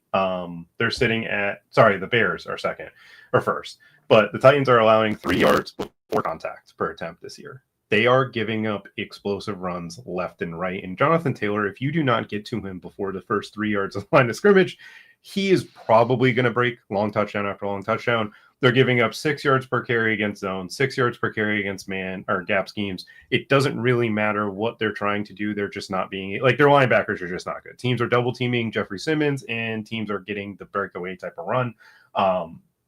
We're in a spot where Jonathan Taylor is not just like that. He's popular. Obviously, he's 3rd in this group. And then obviously Saquon. Like, Saquon's not necessarily a play. Like, I think I'd rate Saquon 4th, not because of ownership, but because of, like, I don't know if the Rams are good yet. Like, I know Christian Roseboom is really bad as a Panthers fan, and he was starting last year for this Eagles team. So maybe they figured out linebacker. I'll still believe in Saquon Barkley and the Eagles O-line until proven otherwise. McCaffrey, to me, has got to be 2 just because, like, now without Juwan Jennings, it's like, this dude's going to get another 30-touch game. So frustrating. This guy's just inevitable, and he's now without Pierce or Jennings, he's probably going to 9 targets. like he's probably guaranteed the nonsense receptions. And then Bijan, I'd probably rank third just because like he's really good. Tyler Rozier's still pretty annoying. And you have Drake London, you have Darnell Mooney, you have Kyle Pitts. Like there are a little bit more guys pulling away compared to McCaffrey in this matchup. I like it. And thinking about it that way, I think is really good too, right? Like Neil really likes the Falcons passing game perspective. So it doesn't mean that Bijan isn't awesome, but it might move JT up a little bit because then, we can prioritize because if Bijan is going to be same or higher ownership than JT, but the Falcons passing game is going to be this really nice leverage point, right? These are the kind of puzzle pieces that we can fit together. It doesn't mean that Bijan isn't awesome. I think I would be utterly stunned if Bijan doesn't have a good game today. But I would be pretty stunned if a bunch of these running backs didn't have good games today. So that's part of the problem, right? Let's talk. Was there any other running backs, Neil, that we did like? We talked about Tony Pollard, right? But any of the Javonte, we've talked about Javonte. Anybody else that's fallen through the cracks? You're on mute. This guy. Damn it! All right, I'm back. Yeah. All right. Apologies. Yeah. No. I think those are some of the top names, but yeah, there's actually a lot of running backs that I find pretty interesting today. So we've named Pollard and we've named most of the running backs. Chase Brown, I almost want to play, but I do think this is potentially a worse spot if the Vikings can just keep the offense on the field a little bit more. I think their defense will get better. So maybe not a spot that I'm really hammering. I do think Ashton Genty, like after like talking about it this way, like, you don't draft a running back like me to not give me touches, and I think that's true. Like I think it's a pretty good spot. Genty is just 6,700, gonna get overlooked again. They didn't look good at all in their last game on national TV, so we're getting Genty at lower ownership. I think he looks pretty good to me. I think I'm a little bit more into Ja'Cory Krosky-Merritt than you guys are, just from my like he could pick up more touches here than we're expecting, but he's 5,500, so not like a priority, I guess. One player that I'll throw out. I am going to play some Tyler Algier. I always do this. I like playing the backup running backs in good spots where they're also leverage on the starter. And I think Tyler Algier, like we're expecting him to get some work here. I would like him a lot better on a different slate. This is sort of tough because there's so many running backs we like. It's like there's a lot of opportunity cost there. So to be clear, not a real priority for me, but I'm going to try to get to a few shares there. But then one player that I want to hear you guys' thoughts on. Quinshon Judkins, I mean, named the starter there in Cleveland. If this is any other matchup, or most matchups, I would be like, he's only 5,000. You got to play Quinshon Judkins here. But I was playing the Packers, so it's a little bit tough given how good he has looked. And like he's named the starter. I think the workload might be there, the skill might be there, but I'm still not sure if I'm going to play a ton of him against the Packers. But part of me thinks that like this is going to look foolish after the weekend. I might be like, why the hell did I not play Quinshon Judkins at 5,000 as clearly they want to play him after the workload they gave him last time. Are you guys playing any? Do you have any interest in Quinshon? What do you think, Jordan? No, I can't. I just can't until they play a different team. Like I think Jeff Hoffley, like for me, Jeff Hoffley, Jesse Minter, and Seattle's DC are the 3 DCs. Like when they're got their guys, or when they're in a matchup where it's not necessarily jumping out on paper, or they're just outskilled, I'm just staying away. Jeff Hoffley, I think, is the best defensive coordinator in football right now, and the way they play on the back end is absolutely insane. Yeah. All right, just had to throw it out there, but I think we've talked about all the running backs I really need to. It's very possible that we do look back and you're like, what were we doing? $5,000, right? At 1% versus the 40% of the guys that are even a little bit more expensive. It's absolutely possible that we look back on that. I don't think there's anybody else for me either. So let's talk about the 4K quarterbacks just a little bit. How Neil as a 150 maxer, right? I find this to be an interesting kind of, caveat's not the right word, but how a hand builder thinks about the $4,000 quarterback versus how a 150 maxer thinks about the $4,000 quarterback. How are you handling that in your, I know you mentioned using sims and all that kind of stuff, but how do you think about that type of a play on a slate like this? Yeah, I anticipate getting. I mean, I think it's a good play. Like they're just too cheap, and clearly both these quarterbacks have upside. Mariota has the running abilities that kind of raises his floor, and we've seen him be really good as a fantasy asset at times in the past. And then Wentz is just facing the Bengals on an offense that I really like JJ McCarthy all offseason because of the setup here for the Vikings, and he didn't really do anything with it. But I think he was just not really NFL ready yet. And second game. Anyway, we won't get into JJ McCarthy, but I think Carson Wentz, as a veteran quarterback, could be able to just like, he doesn't need to be great in this offensive system with KOC, with the Vikings offensive line now healthy with all their weapons. So 4,000 is just, I think it could look pretty silly here. So I think both of them are strong plays on this slate. I think for me, so like Mariota would be the cash game quarterback. But for me, I think I prefer Wentz for tournaments just because you want to limit the number of things you need to get right. And I think Wentz is more likely to bring along some pass catchers with him. So I'm more inclined to play Wentz in tournament lineups than Mariota, even though Mariota has the higher floor and I think the better cash game quarterback. How do you think about those guys, Jordan? In on Wentz. I'm not in on Mariota just because I don't think they're structurally fit. Like Jaden Daniels is special. Like that is what makes this work. I've seen the Vikings, like I've seen Josh Dobbs do it in a week notice of being quarterback. I've seen they had Nick Mullins throw for over 350 once in a game. Like I know the Vikings structurally are good for quarterbacks. I know Carson Wentz is a veteran quarterback that spent time with the best QB minds in the game. And it's like, this is a spot where I think it's, hey, McCarthy, this is how you play. Like this is, it's nothing against McCarthy. I think McCarthy is going to be fine. I think that Christian Darrisaw is just that big of a difference for the Vikings. I love it. If you're stacking Wentz, you guys have talked about Hawkinson, of course, but somebody also asked, I apologize for missing your question before about like Justin Jefferson versus those top wide receivers. Is that just Neil, like I want to play him with Wentz, or like how does Justin Jefferson, Carson Wentz, right? How does this all play into your slate plans? Yeah, I mean, I think you can play him without Wentz, but I really like him with Wentz. I've hand-built lineups that are just literally Wentz with Hawkinson, the entire stack. Like that is just the stack, and it's so cheap and it's easy to do. But I also really like just, the double stack or just Wentz with Jefferson. He could just hyper-focus on Jefferson. Nobody's going to be surprised if Jefferson puts up 30 in this matchup with the Bengals. So I think I like Jefferson quite a bit, and I really like him in Wentz stacks, but I also think you can play him as a one-off. I still think he has mega upside. It is a little bit trickier there because of Wentz's price tag. It's like if Jefferson puts up 30 fantasy points plus, what are the odds that Wentz is also not putting up a score that you really like at 4,000? I don't know. The odds are probably not that good that Wentz also doesn't have a great game, but because of the scoring dynamics, always, again, the receiver outscores the quarterback. They get bonus for 100 yards versus 300. They get points per reception. So I think it is possible. So I think you can play Jefferson as a one-off, but I do like it better in Wentz stacks, obviously. Jordan, anything to add on Justin Jefferson? We just had a couple of questions about him that I thought were good. Or Jamar Chase on the other side. We haven't talked about Jamar Chase either. I think we've all sort of been a little bit higher on the Vikings and less so on the Bengals, but is there any interest in Chase as well as Jefferson? I think you could, it's going to sound crazy, but like you could play Naylor with him. Naylor has been the clear number 2 receiver here, and he actually has like good metrics, like separation and stuff like that. I don't mind him with Wentz and Hawkinson just from it obviously, yes, Justin Jefferson being good at football will help Carson Wentz, but like if Naylor caught a long touchdown, that is also very helpful, and that's been his role.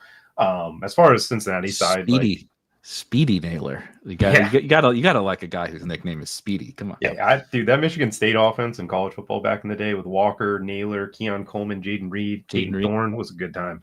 That was a lot of good years that was a great year for me in DFS because I was very in on them. But as far as Bengals, the last time Brian Flores played Jake Browning with the Bengals and this coaching staff, Jamar Chase had 4 targets. He got like 11 targets in like 12 pass attempts last weekend with Browning in there. It just kind of feels like Flores may just say, hey, beat us somewhere else. And that somewhere else is T. Higgins. He's the person I would run it back with if I choose to run it back. But again, I'm trying to jam in Bijan, Jonathan Taylor, and Saquon Barkley into my lineups, all 3 of them. So not being able to afford a T. Higgins makes a lot of sense. I like it. I'm trying to see. Let's hit some questions before we get to kind of some of our final flag plants, etc., if you will. I think Neil and I, we haven't really discussed this player, and I think if I recall from the expert survey, Neil and I are both very, very much on a particular wide receiver who I think fits a tournament mold today. But we will get to it, I promise. Let's see here. Oh yeah, this was a question about Jefferson. The Jefferson thing is interesting as leverage off of Jordan Mason, right? Whether or not you have Carson Wentz. Doug asked about that. What about Jordan? You mentioned the Steelers defense, and like if they don't get home today, right? Then like maybe they're just not that good. Well, my boy Travion got benched last week because he blew a pass block that got Drake May sacked, and Ramondre Stevenson. R. Gross wants to fitting name for asking about Ramondre Stevenson. R. Gross wants to know about any punting it off with Ramondre against the Steelers defense. Well, look at that. I stalked on mute as well. I'm glad you didn't bash I'm just Neil. following in Neil. Yeah. No, I'm just like him. This is following into his footsteps. I can't get into it yet. The Patriots offense line is just not good. Like the Steelers, and also I will say, as person who played Breece Hall last week, Breece Hall, the Jets offense was hilarious, where they had like 3 straight drives where they would break off a 15-yard run with Breece Hall, and then they'd run a double reverse and lose 20 yards. It was insane. It was just like, yeah, they're not going to throw this sucks. Like watching them try to drop, like they would have success running the ball and then stop. But I just can't play the Patriots running backs until I figure out whether their O-line's good or not, because I just don't think it is. That was so the Jets thing was so painful. Like I had one and only one Goff, Amon-Ra, J-Mo, Rome team, right? Which was like the Stone Cold Nuts. And it had Breece and Travion Henderson on it. And I was like, it's so hard to screw this up. Like it's so hard to screw up the absolute Stone Cold Nuts. And we did it, but we figured it out. Bet on the Jets and the Patriots is how you figure it, is how you land on that. Another team that, we'll see. Neil, if this is one of those we feel that about, there's a question about David Njoku and Harold Fannin. We didn't talk too much about the Browns other than the Judkins. Are you playing either of the Browns tight ends? Not in any kind of volume, just because of the matchup with the Packers. Like it's just so tough here. Both coming in low enough owned that I think, viable in large field tournaments, but not priorities for me. In a Herbert team, Jordan, would you play? Now I lost it, but it was TJ asking the question. TJ, you can ask again. I believe it was Conklin and JSN or Troy Franklin and Trey McBride, I believe was the 2v2. But you get the general concept. On a Herbert team, would you like to play that crazy Conklin punt and go up at wide receiver, or go get one, go McBride or Bowers or Warren or whatever with a cheaper wide receiver? He talks about Troy Franklin, who of course is on the opposite side of Herbert in that game. I would go with Conklin and JSN just because, like, again, the Jesse Minter is one of those DCs. Like his coverage pattern, like the way they match coverage is just insane over there. It's one of I think Jesse Minter is going to be Miami's head coach by next season. He's one of those guys. By next week, very much. He's a Michigan guy, and Stephen Ross is a Michigan guy that wanted to get Harbaugh so long ago, but Harbaugh wasn't ready. Yeah, it just doesn't feel like a spot where, like, I know Troy Franklin looked good last week, and that's cool, but I don't see that being the case this weekend. No Troy Franklin slander here, please. I will not stand for it. He's saving, as someone who drafted a lot of really bad late round picks, including some running backs who are literally inactive on game days. Shout out to Keaton Mitchell. It's nice to have a Troy Franklin have a good game. So no slander allowed here. Last question, and then we're going to get to our flag plants, sort of, bold calls, if you will, and then we're going to bring crunch time in. If you would like to get some more free betting picks that are much more sexy than Tyler Conklin, we're a handful of likes away. As you see, smash that like button. Brit is coming up on crunch time, so I'm going to pass that torch over to Brit, and he will give you some good ones that you won't feel disgusting when you click the button. Maybe you will. He bet Carson Wentz to score a rushing touchdown, so we'll see what Brit decides. But keep those likes coming, and crunch time will get you all set up. Neil, I know you kind of already talked about Drake London, but I want to hit just kind of is Drake London, like Alex asked, is he a little too cheap? I think we all agree. Yes, he's too cheap. But where would you how big of a priority is Drake London for you on this slate at that price? Yeah, it's tough because there are so many strong spots here. But I would say somewhat of a priority. Like he's coming in at like barely double digit ownership. I think I'd like to have 20 to 25% across my portfolio. So like a fairly big priority for me. And I already mentioned Darnell Mooney is also a pretty big priority for me at 1% ownership at 4,500. So I think I'm leaning in on both of those guys.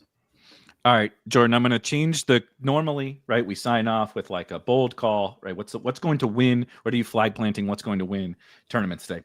We're sticking with that, but it's going to be two-pronged. If there's one of these chalky guys, because we spent a lot of time talking about, right, the chalk versus these pivots and all that. If there's one of these chalky guys, I'll leave it up to you guys to decide who it is. That you just had to have him, right? Too bad. He's 40%. Good luck winning without him. Who is that chalky guy that you had to have? And then who is the tournament pivot that's, lower owned? Again, you can define the lower ownership that you need to have in the tournament that maybe allows you to play Jordan Mason or Ken Walker because you played this other guy. Ooh, for me, the guy I think would be you had to play him. Probably, I'll go Christian McCaffrey over the two other running backs. And the person that you wanted to get to make it happen, probably DJ Moore. DJ Moore is, to me, like the guy in that Chicago Bears game that I think is going to be overlooked because of how much Roma's been good. And I think that this is the way to do it. I love it. Just quickly, fantasy horse, Juwan Jennings is out. Yes, that is correct. Neil, what do you got before we bring on crunch time? Sorry, can you say it one more? So it's the player that I think you need to have to win a tournament. The amongst the like popular guys, right? And again, you can decide Mason, White, Walker, Rome, whatever your version of chalky is. That's like, yeah, I know he was popular, but you just had to click him. And then what's like the lower owned guy that's like, well, maybe this is what unlocks that chalky player that goes off at low ownership. Okay, yeah, I like that. Yeah, I think it is probably, man, that's a good question and a tough one. It is probably Kenneth Walker is the one that you need to have, but he's not one that you need to unlock somebody. So I'll go with a different answer so I can get to a cheaper guy. I'll go with Bijan Robinson. Could be the guy that you need, and then Darnell Mooney unlocks him on the same team. A little bit of teammate correlation. God, the poor Panthers. Just even a Bijan Darnell Mooney stack is going to get home to win large field tournaments for Neil. I am going to go with, I told you, I'm rocking my straight cash homie shirt today. It's because my boy Jordan Mason is just click it, man. It's the Cincinnati Bengals. I'm sorry. Carson Wentz is better than JJ McCarthy right now. The Vikings defense is going to dominate. Darisaw is back. KOC said he's more than comfortable with him as a total workhorse running back. He doesn't bounce things to the outside every single time he gets the football like Ken Walker does.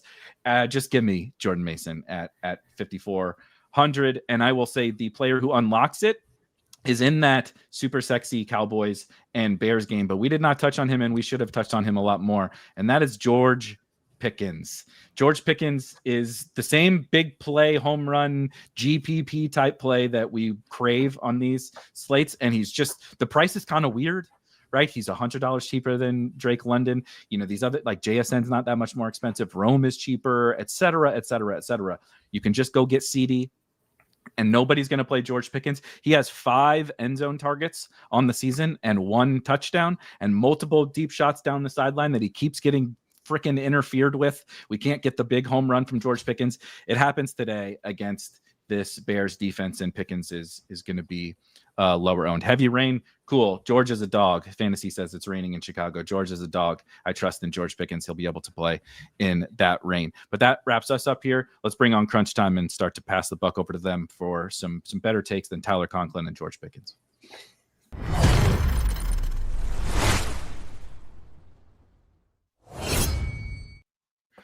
All right, guys.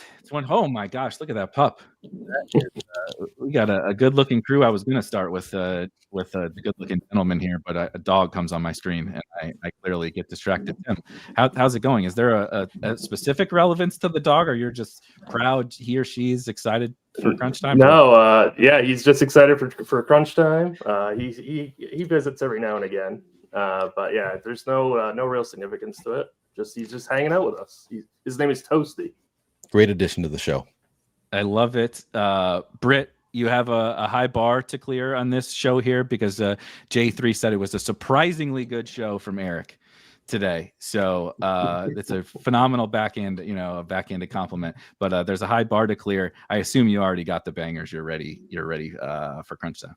Yeah, I'll just get one of my favorite bets out of the way. Lamar Jackson rushing yards for it's not on the slate tonight, but go get enough. You're supposed to make people hit the like button for that. No, we're doing that with a banger. And we got like 800 people watching and 150 likes. No. We should be at like 400. Go away, Mr. Bad Internet. Mr. Bad Internet, get out of here. Get out of here. I'm just happy, Tim, too. We had the cat yesterday. We got the dog today. I'm excited if like a bird shows up maybe next week. No birds. Oh, I really hope there's no birds. No birds, probably because you have a dog and a cat running around the house. I don't know how well that would go, but no, it's been a minute. How's the NFL season going so far? Yeah, it's going good. No dogs, no cats. I have a new baby. I could go get her if you want her on the show. But yeah, it's going good. Week 3, let's get it. Awesome. We'll get out of here. Get out of you guys' hair. You guys got about 40 minutes or so. And just want to reiterate, they will reiterate it, but a handful more likes and Brit or these fine gentlemen will give away some scores and odds picks. But that's it for us. Cheers to you guys. And we'll see you guys in week 4. Peace.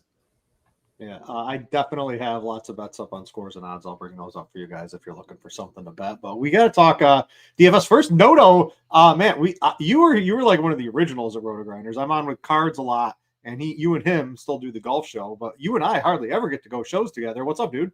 No, it's been a while. We haven't had any boat parties or RG get-togethers for a while, so good to see you. How's everything going on your end? It's going good here. Ready to talk some football with you and Tim. Lots going on. Maybe a key injury with Juwan Jennings from the 49ers not suiting up.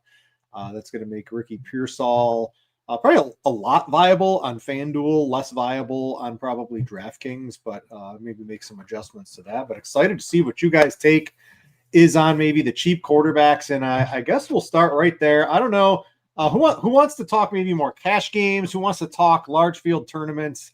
Tim, you and I usually handle cash and single entry. Noto, you cool doing some tournament takes here today? For sure. All right, so let's go cash. It's the week of the cheap quarterback, Tim. We can talk FanDuel, we can talk DraftKings, we can talk SimLabs, we can talk whatever we want to do today. This Ricky Pearsall being a little bit more relevant on FanDuel today has sort of shifted my lineups from a cash and maybe even like a single entry perspective away from like a Marcus Mariota, away from a Carson Wentz, maybe up into the next tier of quarterbacks, because now I have a cheaper wide receiver to throw in there. What's your take on basically that's like the news we have to adjust to. So real quick, how are you handling Ricky Pearsall becoming I don't want to say the 1A option. Christian McCaffrey is going to be the 1A option, but basically the 1B option in that San Francisco offense. Yeah, and it's tough on DraftKings. Like, I do agree with you. He's a slightly better play on FanDuel. I think he's definitely going to be in the cash game conversation over there. But it's a loaded price range on DraftKings that, mid fives, so like, I don't know if he necessarily becomes like a must play. I know that, we'll talk about stacks, but I was really, really heavy on the Bears and I was going to double stack the Bears. And now Ricky Pearsall is kind of like right there with Rome and DJ Moore. So he's somebody that I've been looking at quite a bit this morning. I don't think he's a must play in cash games. I think you can play him. I wouldn't fault anybody if they wanted to jump on that. The good thing is that he's in that late window, because late swap is really important today. Late swap today is going to definitely be a large part of the slate. So he's definitely somebody that you can maybe perhaps swap on or off of, depending on how you're doing.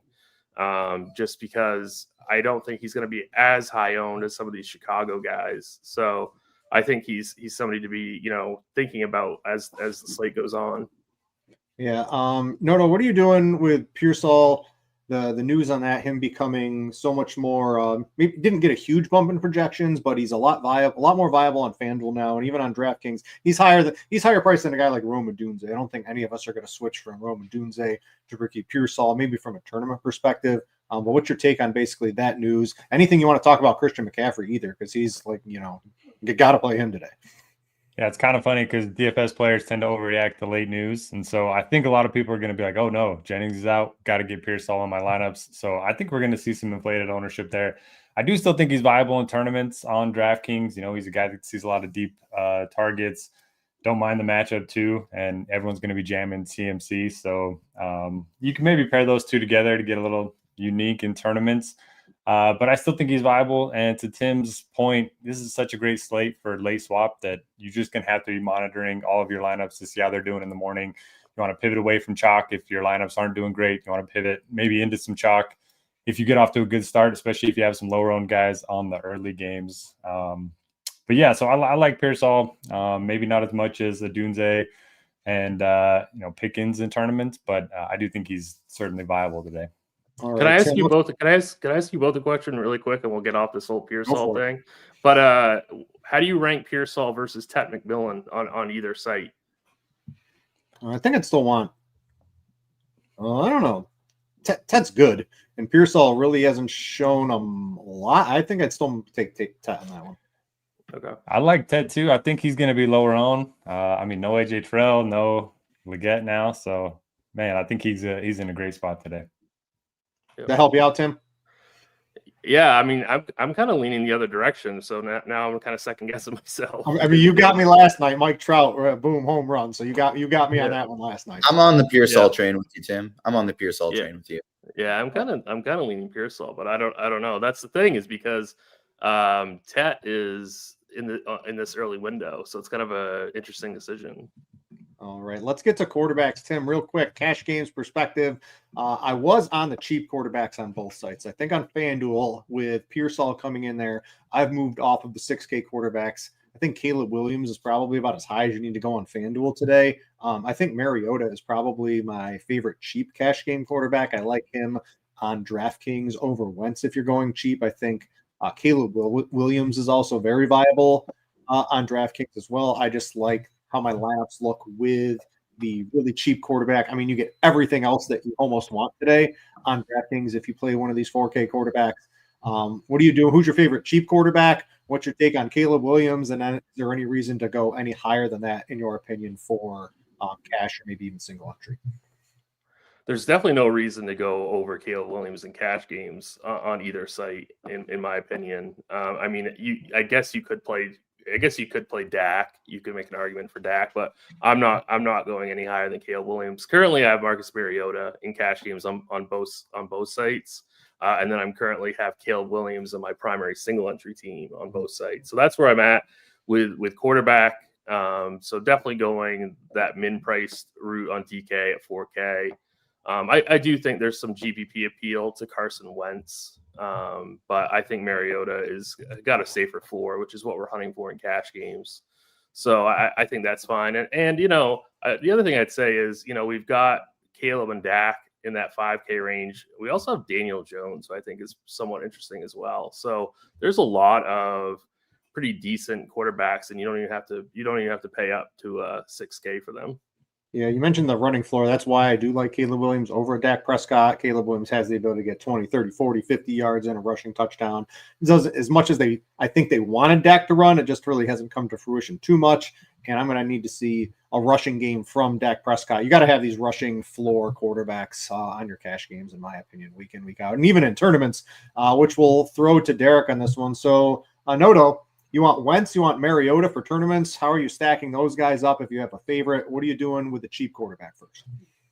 Yeah, typically I don't worry too much about ownership of quarterback in tournaments because typically guys don't get too out of control. Was just looking at the blitz. I mean, Cardi has Mariota as the 6th highest projected quarterback this week at over 20 points, and he's 4K on DraftKings. So I'm having a hard time getting away from him, even though we think of him more as a cash game type of quarterback. But man, I really like the spot for him. And then I like Caleb Williams too. So I think we're kind of on the same page at quarterback. But a lot of it's going to depend on how my lineups look. I don't want to play Caleb into chalk. If I get off to a tough start, I can maybe pivot to Justin Herbert, who's been awesome. Chargers #1 in pass rate over expectation.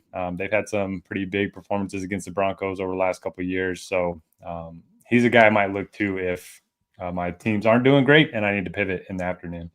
Mm-hmm. What do you like most of the Caleb Williams or Dak Prescott? How are you using that in more of a tournament perspective here? Who are your favorite stacks of that? Caleb to Adunze on DraftKings just looks like uber chalky for tournaments today.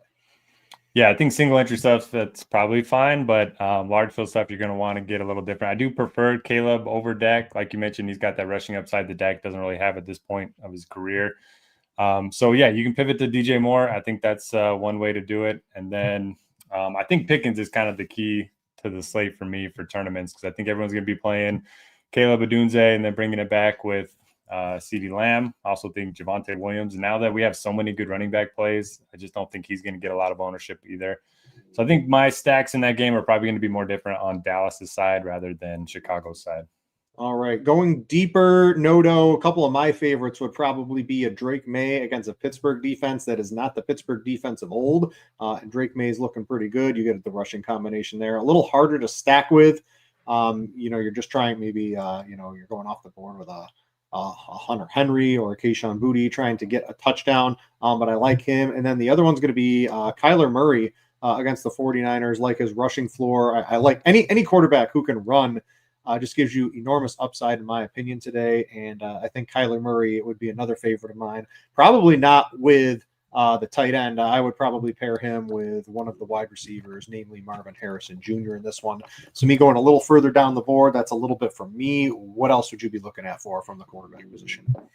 Yeah, Kyler's been great against the Niners too. So I don't mind that take. For whatever reason, he doesn't play that well in good matchups and then tends to play well in these tougher matchups in the division. So I don't mind that one. And then again, I like Justin Herbert.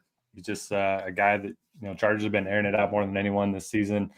And there's some obvious stacking candidates with him too. You can get different with McConkey or, pair him up with Keenan Allen. All right. Somehow I have baseball up. I better get football up for everybody here. Let's get that back up. All right. Tim, anyone else you're really trying to eye at the quarterback position, maybe from a large field tournament perspective? Give me your as low as you'd go on the ownership board. As low as I would go on the ownership board is probably Daniel Jones is showing around 7%. That I think that might be it. I guess if Justin Herbert's really going to be 5%, I guess at 6,200, I don't hate Herbert just because he's shown some rushing upside as well, and we kind of know where his targets are going to, so he's pretty easy to stack. So I guess I wouldn't mind going Justin Herbert if he's going to be 5%. The best rush in the NFL is a quarterback rush. So get your quarterbacks running teams. You'll probably do a lot better than handing it off to the backfield. All right, that's going to do quarterback. Before we get to running back, looks like we've got enough likes. Keep hitting the like button. We will get some more bets I'm going to bring over from Scores and Odds. Now, I dropped it earlier, but the bet's so good. We're going back to Lamar Jackson, over 44 rushing yards. I think FanDuel, last I checked, had it at 42.5. This is, to me, probably the best bet on the board. You want running quarterbacks against man defenses. That's what the Lions play. You want Lamar Jackson in prime time. He goes nuclear and almost every single time he's in like a primetime game. The Lions, they probably overplayed week 2. They underplayed week 1, but they're back outdoors. They're not indoors where they thrive. I'm just looking for Lamar to go absolute nuclear against them. My favorite bet still on the board. I've got a couple more I'll throw to you as well as the day progresses. All right, running back, Tim. Pretty easy for 2 decisions this week on both sites, no matter what you're doing. We've got Kenneth Walker without Zach Charbonnet, and a good matchup against the Saints. We've got Jordan Mason without Aaron Jones in this bell cow role, according to the coaches, against the Bengals. Both too cheap, given those roles. They should each be 1,000 to 1,500 more on pretty much every site. Those are 2 cash game running backs. If you spot an opponent, if you're in a head-to-head, if you're in a 50-50 and they aren't playing those 2, you send them an invite for something next week because that is a key thing. So anything to say on that? And then the question becomes, for your third running back, it is definitely a 3 running back week. I'm not finding myself with too many lineups without a third running back. What's your preference? What is the salary allowing you? I'm finding it reasonably easy to get access to a Christian McCaffrey, a Bijan Robinson, a Jonathan Taylor. Any one of those 3, what would be your preference there? Yeah, I mean, CMC would be my favorite out of those expensive ones. Like you're 100% playing Walker and Mason in cash games today. So really, it's like, who am I going to be playing as my third RB? It's definitely a 3 RB week in cash today. So it's CMC for me. I guess if you don't have that $300, then I guess it'd be Bijan, but I really do prefer CMC. This in terms of single entry stuff, though, I mean, this position is just really stacked today. And I think a lot of these guys are going to go pretty low owned, whether it be like a Barkley, a Bucky Irving, a Jonathan Taylor. Like, I mean, Taylor's currently showing up with like 18% ownership, but I mean, that might be like on the higher end of the range here. So I really do like Jonathan Taylor as like an RB3 in GPPs. This position though this week I think is just really, really strong. And I think, if you're looking to get different and you don't want to just, load up on Kenneth Walker and Jordan Mason, I think Jaylen Warren at 5,500 is an interesting play at 5,500, which is only $100 more than Jordan Mason. So I think that's an interesting play. And I think Tony Pollard as well. So you got both of these guys that I think are going to go pretty low owned here, are both in that same kind of pricing tier as Mason and Walker. And if I was looking to fade one of these running backs, one of these of Walker or Mason, it would be Mason for me. I'm not going to be fading Kenneth Walker in any format today. So he would definitely be the guy that I would play in 3 of 3 in like a 3 max setting. So Mason would be the guy personally that if you were looking to get different, I would get off of. All right, guys, keep hitting the like button. There's somebody on the screen right here, one of these players that I want nothing to do with. And if you get up to 250 likes at some point during the show, I will tell you why. But Noto, I was going to ask you what Tim just said. So from the tournament perspective, which one of the heavy hitters is most likely to fail today between Kenneth Walker and Jordan Mason? And then I even want you to get into the CMC, Bijan, Jonathan Taylor debate, because how do any of these guys miss today? I'm going to put it on you to tell me how one of those might miss as well. Yeah, I'm with Tim. I think if I have to fade one of the 2 cheap guys, it's going to be Jordan Mason. I just think there's a path for him to fail since he's not a big pass catching running back. If he doesn't find the end zone, even if he gets like 100 yards, I don't think that's going to be a tournament winner. But I still like him a lot. I think one rule that I would make if you're doing, multiple lineups is to have at most 2 of the 3 between Mason, Walker, and McCaffrey. I think so many people are just going to have those 3 as their stock running backs for a lot of their lineups. So, I prefer McCaffrey over JT and Bijan, but I'm going to have some exposure to them as well.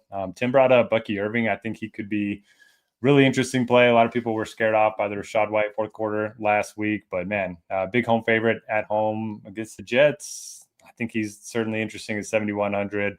And then I talked about Javonte Williams. He's kind of the way to get different in that Dallas game for your Bears bringbacks. I just think people just aren't ready to believe yet that he's real in Dallas. And so he's kind of a way to get different too. Yeah, keep clicking the like button. I will get you one of these guys that I'm not interested in. The name has not been said, by the way. So maybe I think both of my co-hosts might not have a lot of interest in him as well. Tim, I don't know. I used to do all those Millionaire Maker articles back before I had kids, and I had a lot more extra time on my hands to sort through all those things. Running back, usually not the position you want to get too far off the board at. And man, today, not the position I want to get too far off the board at in terms of trying to get different than the field. Would you be? Yeah, I'm pretty sure you'd be in agreement with that. I'm pretty much in agreement with that. I would say that, some of these guys, though, that are going to go pretty low owned, they have pretty significantly high ceilings, whether it be a Saquon, a Bucky, even a Josh Jacobs. We didn't even talk about Josh Jacobs. Like, again, he's not somebody that I'm going to be clicking in 3 max, but he's a guy that has a pretty massive ceiling here. So, I would be trying to like force some of these guys into my builds if I was building out a portfolio of teams, just because there are guys on here that I think that could go for like over 35 to, say 40 fantasy points. So it's going to be interesting what the field does with running back today.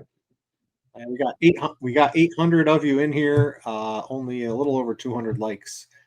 Get those likes up, and we will get you another bet here. Noto, the lowest, I think, maybe Ashton Gente, squeaky wheel narrative here.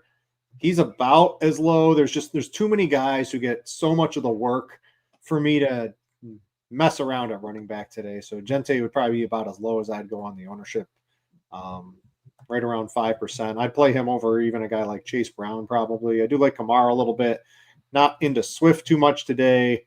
Gente's probably the last for me. Anyone deeper down than that you'd want to talk up? Not really. On a different slate, I'd probably have interest in Chase Brown, who's kind of chalky the first 2 weeks. And I don't know. Nobody's playing him in that Minnesota game. All right, let's get to a wide receiver. Leading the ownership is Mr. Flu-like symptoms from last night, Jackson Smith and the Jigba. Seemed like it came out pretty early today, so this is like a 4:00 game. It came out pretty early. There's really nothing in there. He just developed them. They're inning them, and players almost never sit when they're sick. And we saw, like, if you saw Kyler Murray walking into last week's game when he was sick, I mean, that dude looked sick, and he still had a reasonably good game too. The trainers are good. They get him, they shove him full of water with IVs. Who knows what else they do here? These guys almost always play. Tim, do you have any question marks with JSN with this illness overnight at all? Anything about the matchup? Anything you don't want to play them? I mean, these three right here, JSN, Puka, Adunze, let me check. Yes, they are all on my DraftKings cash team. I'm in agreement. Cash games come together pretty easily this week, in my opinion. Yeah. Do you see any reason to veer away from any of these top three? I don't see any reason to get away from those top three, at least in cash games. I guess an argument could be made to play maybe CD over Puka, maybe. But I mean, I don't think it's any kind of I don't really have like a hot take over that. I think the safer place to go with Puka, and he's $300 less. Yeah. But and I'm not concerned about JSN's health. Like, if he's going to be playing, he'll be out there. He's definitely a cash game staple. I absolutely love JSN. I just love that entire game, that Seattle New Orleans game. That's going to be a really, really high paced affair. So there's plenty to go around there. I think that an interesting question that I've seen a few times in chat this morning is, can I play JSN and Kenneth Walker in GPPs? And I think that's an interesting question because there's some negative correlation there. And you have to assume that there's a path. There's going to be enough possessions, enough plays run in this high paced game. I think you can, but if I'm playing like the highest field stuff, like the $20 milli or something like that, I'm probably going to keep those two away from each other. I'd be curious to hear what your guys' thoughts on that are. But I'm fine with those top three in cash. And then I think even like Keenan Allen would be an interesting cash game conversation.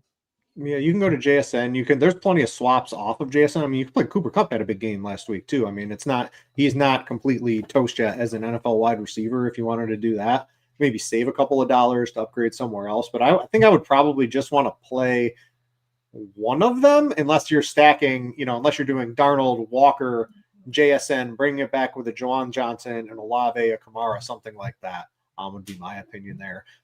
Derek, I'm going to throw it to you. Oh, I wanted to mention too, we talked about Ricky Pearsall. He is in the play in consideration. I almost think he is one of the plays on FanDuel as your cash wide receiver on DraftKings, where he's a little bit higher priced, even more so than Adunze. He's going to fall down a little bit in the priorities over there. Noto, so for tournaments, the DraftKings Million Maker articles I used to do, and it's still very relevant. I track them a little bit, not as much as I used to. You usually want to fade basically only one of the top three wide receivers gives you a performance that could even theoretically give you a GPP winning performance on any given week here. Which one of these guys do you have the most interest in? Which one do you think is most likely to fail? And then we'll start working our way down the board on some other targets. For top three, talking about ownership? Yep. Yeah. So JSN, Puka, Adunze. Maybe you can even throw in Lamb. He's basically neck and neck with them. Which one of them has the highest likelihood of being the guy you have to have, and then which one of those do you think might be a guy that, man, why did I even click this guy last week? Ooh, that's tough. I mean, it's hard to poke holes in any of these guys, but for the guy that I think you'll need, I'm gonna go CeeDee Lamb. I just don't see that game not shooting out, and man, the targets are always there. He runs so many routes from the slot that I think he's gonna have a high floor ceiling. And then JSN, is it just a stomach bug? What kind of illness are we talking about here? Flu-like symptoms, a bug, was it? That's what came out earlier this morning. So is he going to be running to the locker room like Lamar Jackson that one game, or maybe he's going to get limited snaps? I'm sure they'll be late. You mentioned late. The problem with late swap, everyone's going to be late swapping. So his late swap is always an advantage. People don't late swap enough. So if you backload your lineups, those are most of the good games this week. So I mean, we will have probably a little bit more news by the time kickoff is for that. I'll go with Jason as my guy that you might not need.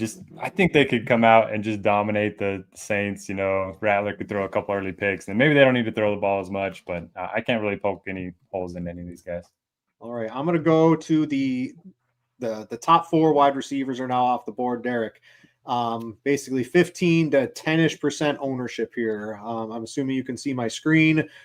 Give me a favorite or two that you got from this tier, and then we'll start digging deeper for maybe a couple other targets people might want to look at. Yes, I mean, for tournaments, I don't think anybody's going to play Justin Jefferson. I mean, we have him at 15%, but I mean, single field or single entry small field stuff, I don't think anybody's going to be playing Jefferson just because everyone's already got Mason. You don't want to double click. You don't really want to triple stack with Wentz. So I think he's very interesting. And then, yeah, I mean, the Allen and Jacoby Myers, great cash game guys. It's just going to get a lot of volume. All right, so a couple for me. Garrett Wilson for me. I like him to get a very, very, very heavy dose of targets from Tyrod Taylor today. Devontae Adams instead of Puka, I think, is a nice swerve. And then if you're using, or even if you're not using Marcus Mariota, I like Deebo Samuel to be involved in the run game. I like him to be involved in the passing game. I like him to take up those short yardage targets from Austin Eckler. I just like, I love Deebo Samuel. This is an island of my own. I almost ended up playing him in cash, but I didn't. Absolutely love him to have a big game today. Tim, do you have a favorite from this tier? And then I guess you can start giving me a couple of one-offs. Yeah, I do like that Garrett Wilson call quite a bit. I really like that Deebo call too, because I think that too many people are going to be playing Mariota naked today. So like in large field stuff, you should be pairing him with a wide receiver. So I think Deebo would be my favorite guy today. I do like Devontae Adams quite a bit as well. Was kind of hoping, I really wish that Rams game was in the late window, because I'd be, if I was trailing, I'd be getting off of JSN and playing Devontae, but you can't do that, unfortunately. But I think Devontae makes for a really strong one-off today. Yeah, I mean, a lot of people have been talking up Tet. I think he's okay. Chris Olave, I think he's somebody that's interesting. I don't have a lot of faith in the Saints offense, but as part of like a game stack, I do think Olave is a really interesting play. And don't forget about DJ Moore today. Everyone's just going to be going Caleb and Rome. But again, if you want to play Caleb doubles, or if you just want to pivot to DJ Moore, he's going to be quite a bit lower owned than Rome. All right. I keep going down. I just see a couple of guys that I am interested in. Michael Pittman. He got the Denver quarterback. I forgot his name off the top of my head. Treatment last week. Not too much happened to him. Like him, everyone's going to be on Tyler Warren, although tight end around that price range is pretty stacked with options today. But Pittman gives you a nice sort of off of Jonathan Taylor, off of Tyler Warren. Like him as a play, especially with Daniel Jones. Wicks is another guy too. I guess let me see where we're at on likes. If not, I might just trust you guys to give me enough likes. So we are at we're at 233. So I'm gonna let you guys. I'm gonna make you promise to get me up to 250 here, because a guy I hate today is Josh Jacobs. I have no interest in Josh Jacobs. I really rarely never like Jordan Love, but this is a passing game for the Packers here. No team, the Ravens, Derek, the Ravens, right? You know the Ravens. They couldn't get anything going against the Browns. The Bengals couldn't. Now the Bengals, who knows if the run game's any good? They couldn't get anything going against the Browns. Jacobs has touchdowns, but he hasn't been efficient.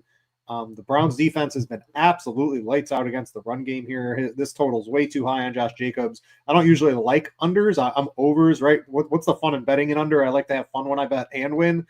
So I like overs, but I like Josh Jacobs to get stuffed over and over and over again today.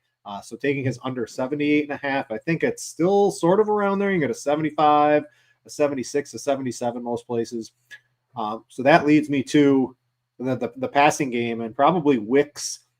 I like Dobbs a little bit too. He's touchdown dependent, but if the touchdowns aren't coming through the run game, give me some Wicks and Dobbs today.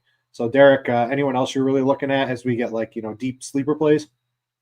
One guy I like a lot, Nico Collins, 7,300 on DraftKings, a guy that's historically torched the Jaguars. So we saw Jamar Chase just go nuclear against Jacksonville last week. And right now we have Nico at like 4.8% projected ownership, something like that. So I think above 7K, he's probably my favorite tournament play. Anything, Tim, you got a favorite dart throw 5% or less wide receiver you're interested in? Olave, he's hovering right around that 5% mark right now. I think he's pretty interesting in a really good game too, really good game environment. Yeah, anyone, Olave, Shaheed, Johnson, Kamara, these are all very interesting plays because that offense is so condensed and they play at such a pace and they're going to be down. You get all the PPR scan points on DraftKings. All those guys look really good to me in my opinion today. All right, so that's wide receiver. Let's get tight end out of the way, and then we'll try to take some questions leading up to lineup lock. Trey McBride chalk is a hard no for me. One of the fast rules of DFS for me, at least, is you don't play tight ends against Fred Warner and the 49ers. Last year, they shut him down. I think Juwan Johnson got there a little bit last week, but normally Fred Warner, one of the best coverage linebackers in the league, not someone I want to pick on. McBride played him twice last year. The games were, so I guess you'd say they're Trey McBride-ish, lots of receptions, a decent amount of yards, no touchdowns.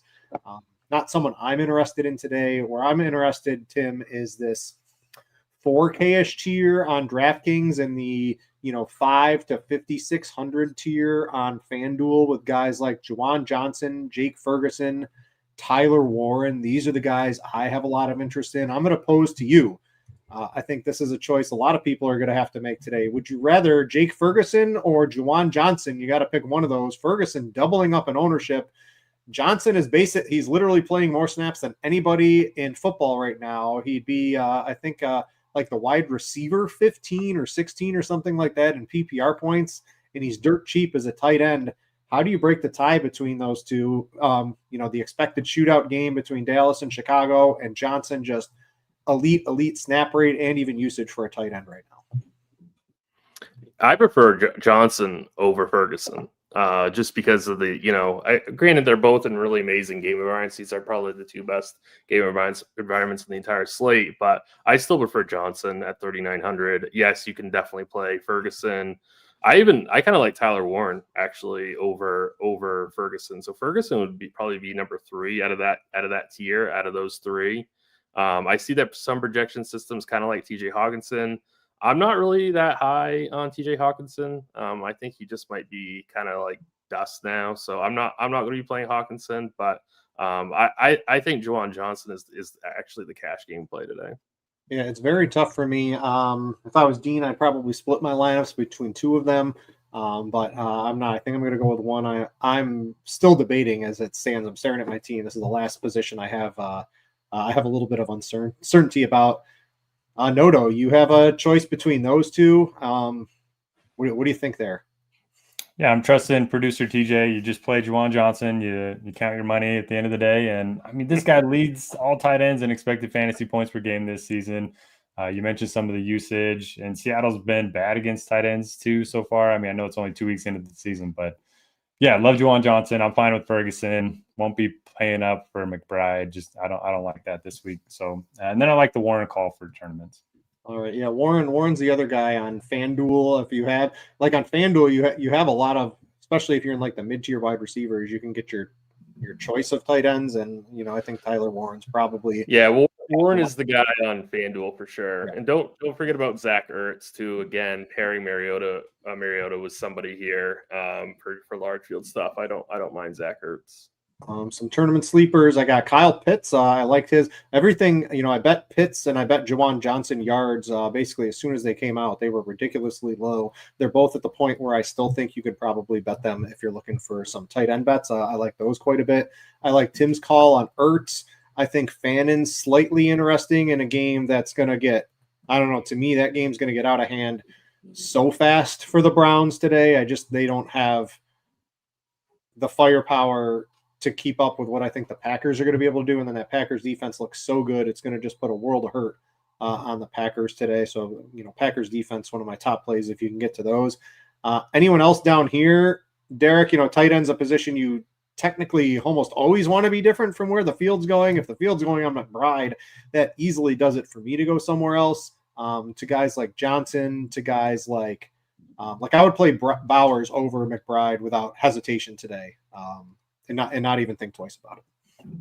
Yeah, I'm kind of with you. If you need to get different in the afternoon, you can go with the San Francisco tight end that got the touchdown last week. I think he's 2,900 on DraftKings. that's really it for me. I'm just kind of hoping McBride's the chalk, and I can get different with Johnson. Yeah, Tucker Kraft drawing almost no ownership after like a mid-game. One of the strangest injury news is, very fearful. It's injury could be. It's not season-ending, but we hope he plays. And then he was like, "Oh yeah, I'm playing on Sunday, no problem." So it's like, but Kraft at no ownership after the big game. Usually, you have a big game as a tight end, your ownership skyrockets the next week, and that is not happening to him. Salary went up a little bit. And of injuries, keeping it down. Again, I'm down on Josh Jacobs. I like the passing game. That looks like a very nice way to get a little bit different there. Don't forget about Tyler Conklin too, with Will Dissly out. I think he's an interesting under 3K punt guy that I kind of like today. If you I've got a sicker one too that I bet right before the show would be Cade Otton. Mike Evans is going to be on guarded by Sauce most of that game. You've got Ibuka is going to be in and out of the game, limited snaps. Cade Otton, don't sleep on him as someone you might want to add some exposure to into a couple of your teams if you're clicking around last second. I love Conklin too. I bet him, a little bit before the show too. I spent a lot of my morning. My team were basically made, and I spent a lot of my morning getting in a bajillion different bets. Is how I spend my Sunday mornings. Defense, real quick. Packers over Seattle for me if you're spending up. I think the Commanders is a nice mid-tier exception there. The Raiders are drawing some ownership because they're cheap. I don't hate the Browns if you're trying to get a little bit different too. They're very cheap to spend up on some more money. Tim, what are like your two favorite defenses? Probably if I have all the money, probably be the Falcons. And also I like the Vikings quite a bit. I mean, Browning isn't horrible, and we know that Bengals team isn't horrible, but at home, inexperienced quarterback. I kind of do like the Vikings today, and they're not going to be the Packers are going to be the chalk. So anytime you're spending up today and it's not going to be the Packers, I'm pretty sure that you're going to be pretty contrarian. So it's the Falcons and Vikings for me in terms of spend ups. I think it was,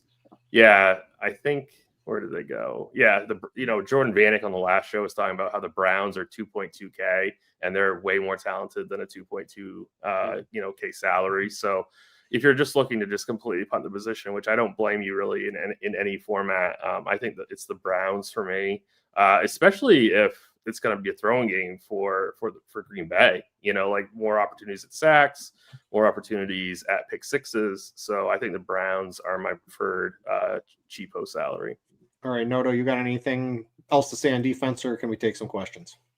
I like Commanders, and then I like the Patriots if you're saving. All right. If you got any questions, throw them into YouTube, throw them into the RotoGrinders live stream chat and Discord, and we will try to answer them. It's probably going to be fast and furious. We got about 5 minutes left before kickoff. Carolina guy, Tim, he wants to know, FanDuel GPP, you got one lineup. What's your quarterback wide receiver stack? I would go Caleb and Rome or Caleb and DJ Moore. All right, Derek, what would you be doing there? One tournament, pretend it's like you're coming at it, you're trying to win the $1 million. You got one lineup, you're taking a prayer. Are you playing the chalk or are you doing something different? Yeah, I'll go. I guess I'll say the same answer, Caleb and Moore. All right, so we'll do with that one. So swerving off of Dunze, going to DJ Moore on that one. Let's see if we have a couple other ones. Game of the week. I don't know if that's a good question. There are a whole lot of, let's see. FanDuel Cash. This is from Kevin. CMC, Pearsall, and Conklin, or Mason, JSN, and Warren. Conklin is not a FanDuel Cash play. CMC, Pearsall looks pretty good.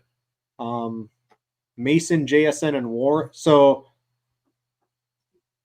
Tyler Warren. So Mason, JSN, and Warren is probably what I would do there, Tim, right? Even at the expense of CMC, just because Conklin is not, he's like the deep tournament play. You're really hoping for he is a pass catching wide or tight end, but they've really been focusing on the wide receivers this year. If that does change, 5 for 60 with a touchdown, that isn't Conklin's wheelhouse, but that is not your expectation going into cash today, right? Yeah, I don't think you can play Conklin in cash games. All right, let's get a couple more. Mayfield, single bullet on DraftKings. What do you think of Mayfield with Evans with a boot? Mayfield to a Buka or to Cade Otton or even Mike Evans. No one's playing these guys today, right? Bucky Irving is absolutely who I would want to play on the Buccaneers today. But does anyone have a? I'd rather if I was gonna play into that game, I'd rather go Bucky and then go Garrett Wilson on the other side. Mike Evans is obviously a fantastic player, but he's got the Sauce Gardner matchup, I'm pretty sure. So I don't think that I necessarily expect him to win you a GPP. I'd go Bucky there and Wilson run back. The donkey from the Discord chat, Derek, he wants to know the best bet of the slate. If you got to pick one bet of the slate today, what would be your favorite game, player, whatever, something you're very high on? Is that for me? Yep. Bucky Irving. Go down the board. Anytime touchdown, Bucky Irving. All right. Give me today. Give me that Josh Jacobs under. I also like the Rams plus 3.5. Even moving to 4. That the tush push. It's over today. The Eagles can't cheat anymore. I've nailed Jalen Hurts touchdown the first 2 weeks. It scores and odds. I'm not on it this week. I'm expecting the NFL to really, really watch the Eagles. And if they're able to perform this week, I'll go back to the Hurts touchdown. But I'm in the Rams quite a bit this week. The Rams are just one of the best teams in the NFL. Nobody's talking about. And the Eagles, I don't know. They aren't a 2-0 team right now to me. So Tim, you had to look at one bet or two. What are you looking at? I did just bet the Chris Olave over 5.5 receptions. I do like that one. You can take the over receptions on him, on Shaheed and Juwan Johnson, and I think they can all go. If you guys want to have, is it 1 o'clock? So the Colts game, everything has locks, so we're basically anywhere. I nailed this last week with the Colts. I did Tyler Warren over and Michael Pittman under, and that paid it was like plus 260 or 270.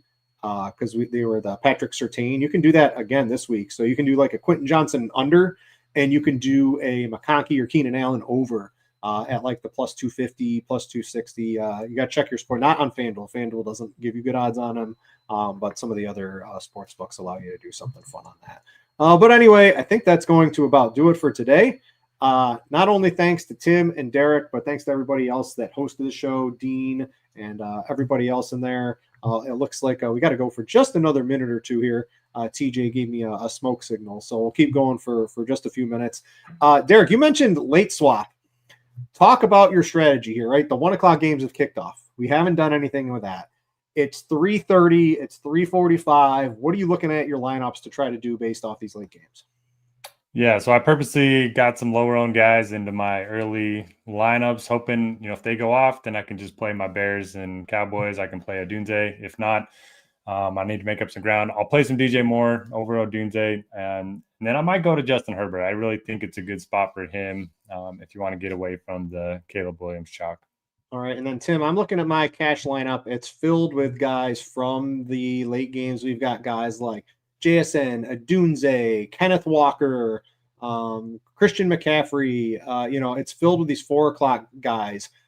What are we doing to adjust here? Like if we used, we got like a Mariota, a Jordan Mason. If these guys flop, we're probably going to be moving off 1 or 2 of those guys. Who would be the guy we'd be most likely to move off of from basically the high-owned guys today? JSN. CMC, Kenneth Walker, those guys are all going to be really, really popular. I would if you're trying to get really, really different, say a couple of your guys bust, I would build into this, Broncos Chargers game, because I think that's going to be the lowest owned out of these 3. And then possibly the Cardinals side of their game is going to go pretty low owned as well. So there are going to be some pivots. I would never give up on a lineup. You'll be surprised how much you can catch up. There's somebody chalky in the late window busts, so do not give up on your teams. Yeah, I'm looking. It looks like Mason is, very highly owned, 60, 70, 80% owned. So if Mason busts, you definitely just trying to, your lineup's dead, but the majority of your guys on the couch drinking and watching football aren't going to swap off a CMC or one of those guys. And if your guy outperforms him, you just can jump such a high percentage of the field doing something like that. But make sure to pay attention. A good point both of the other hosts have brought up too. All right, we're getting out of here. Thanks for Tim and Noto for doing the show with me. Thanks to all you for watching. Click the like button on the way out, and we out ya.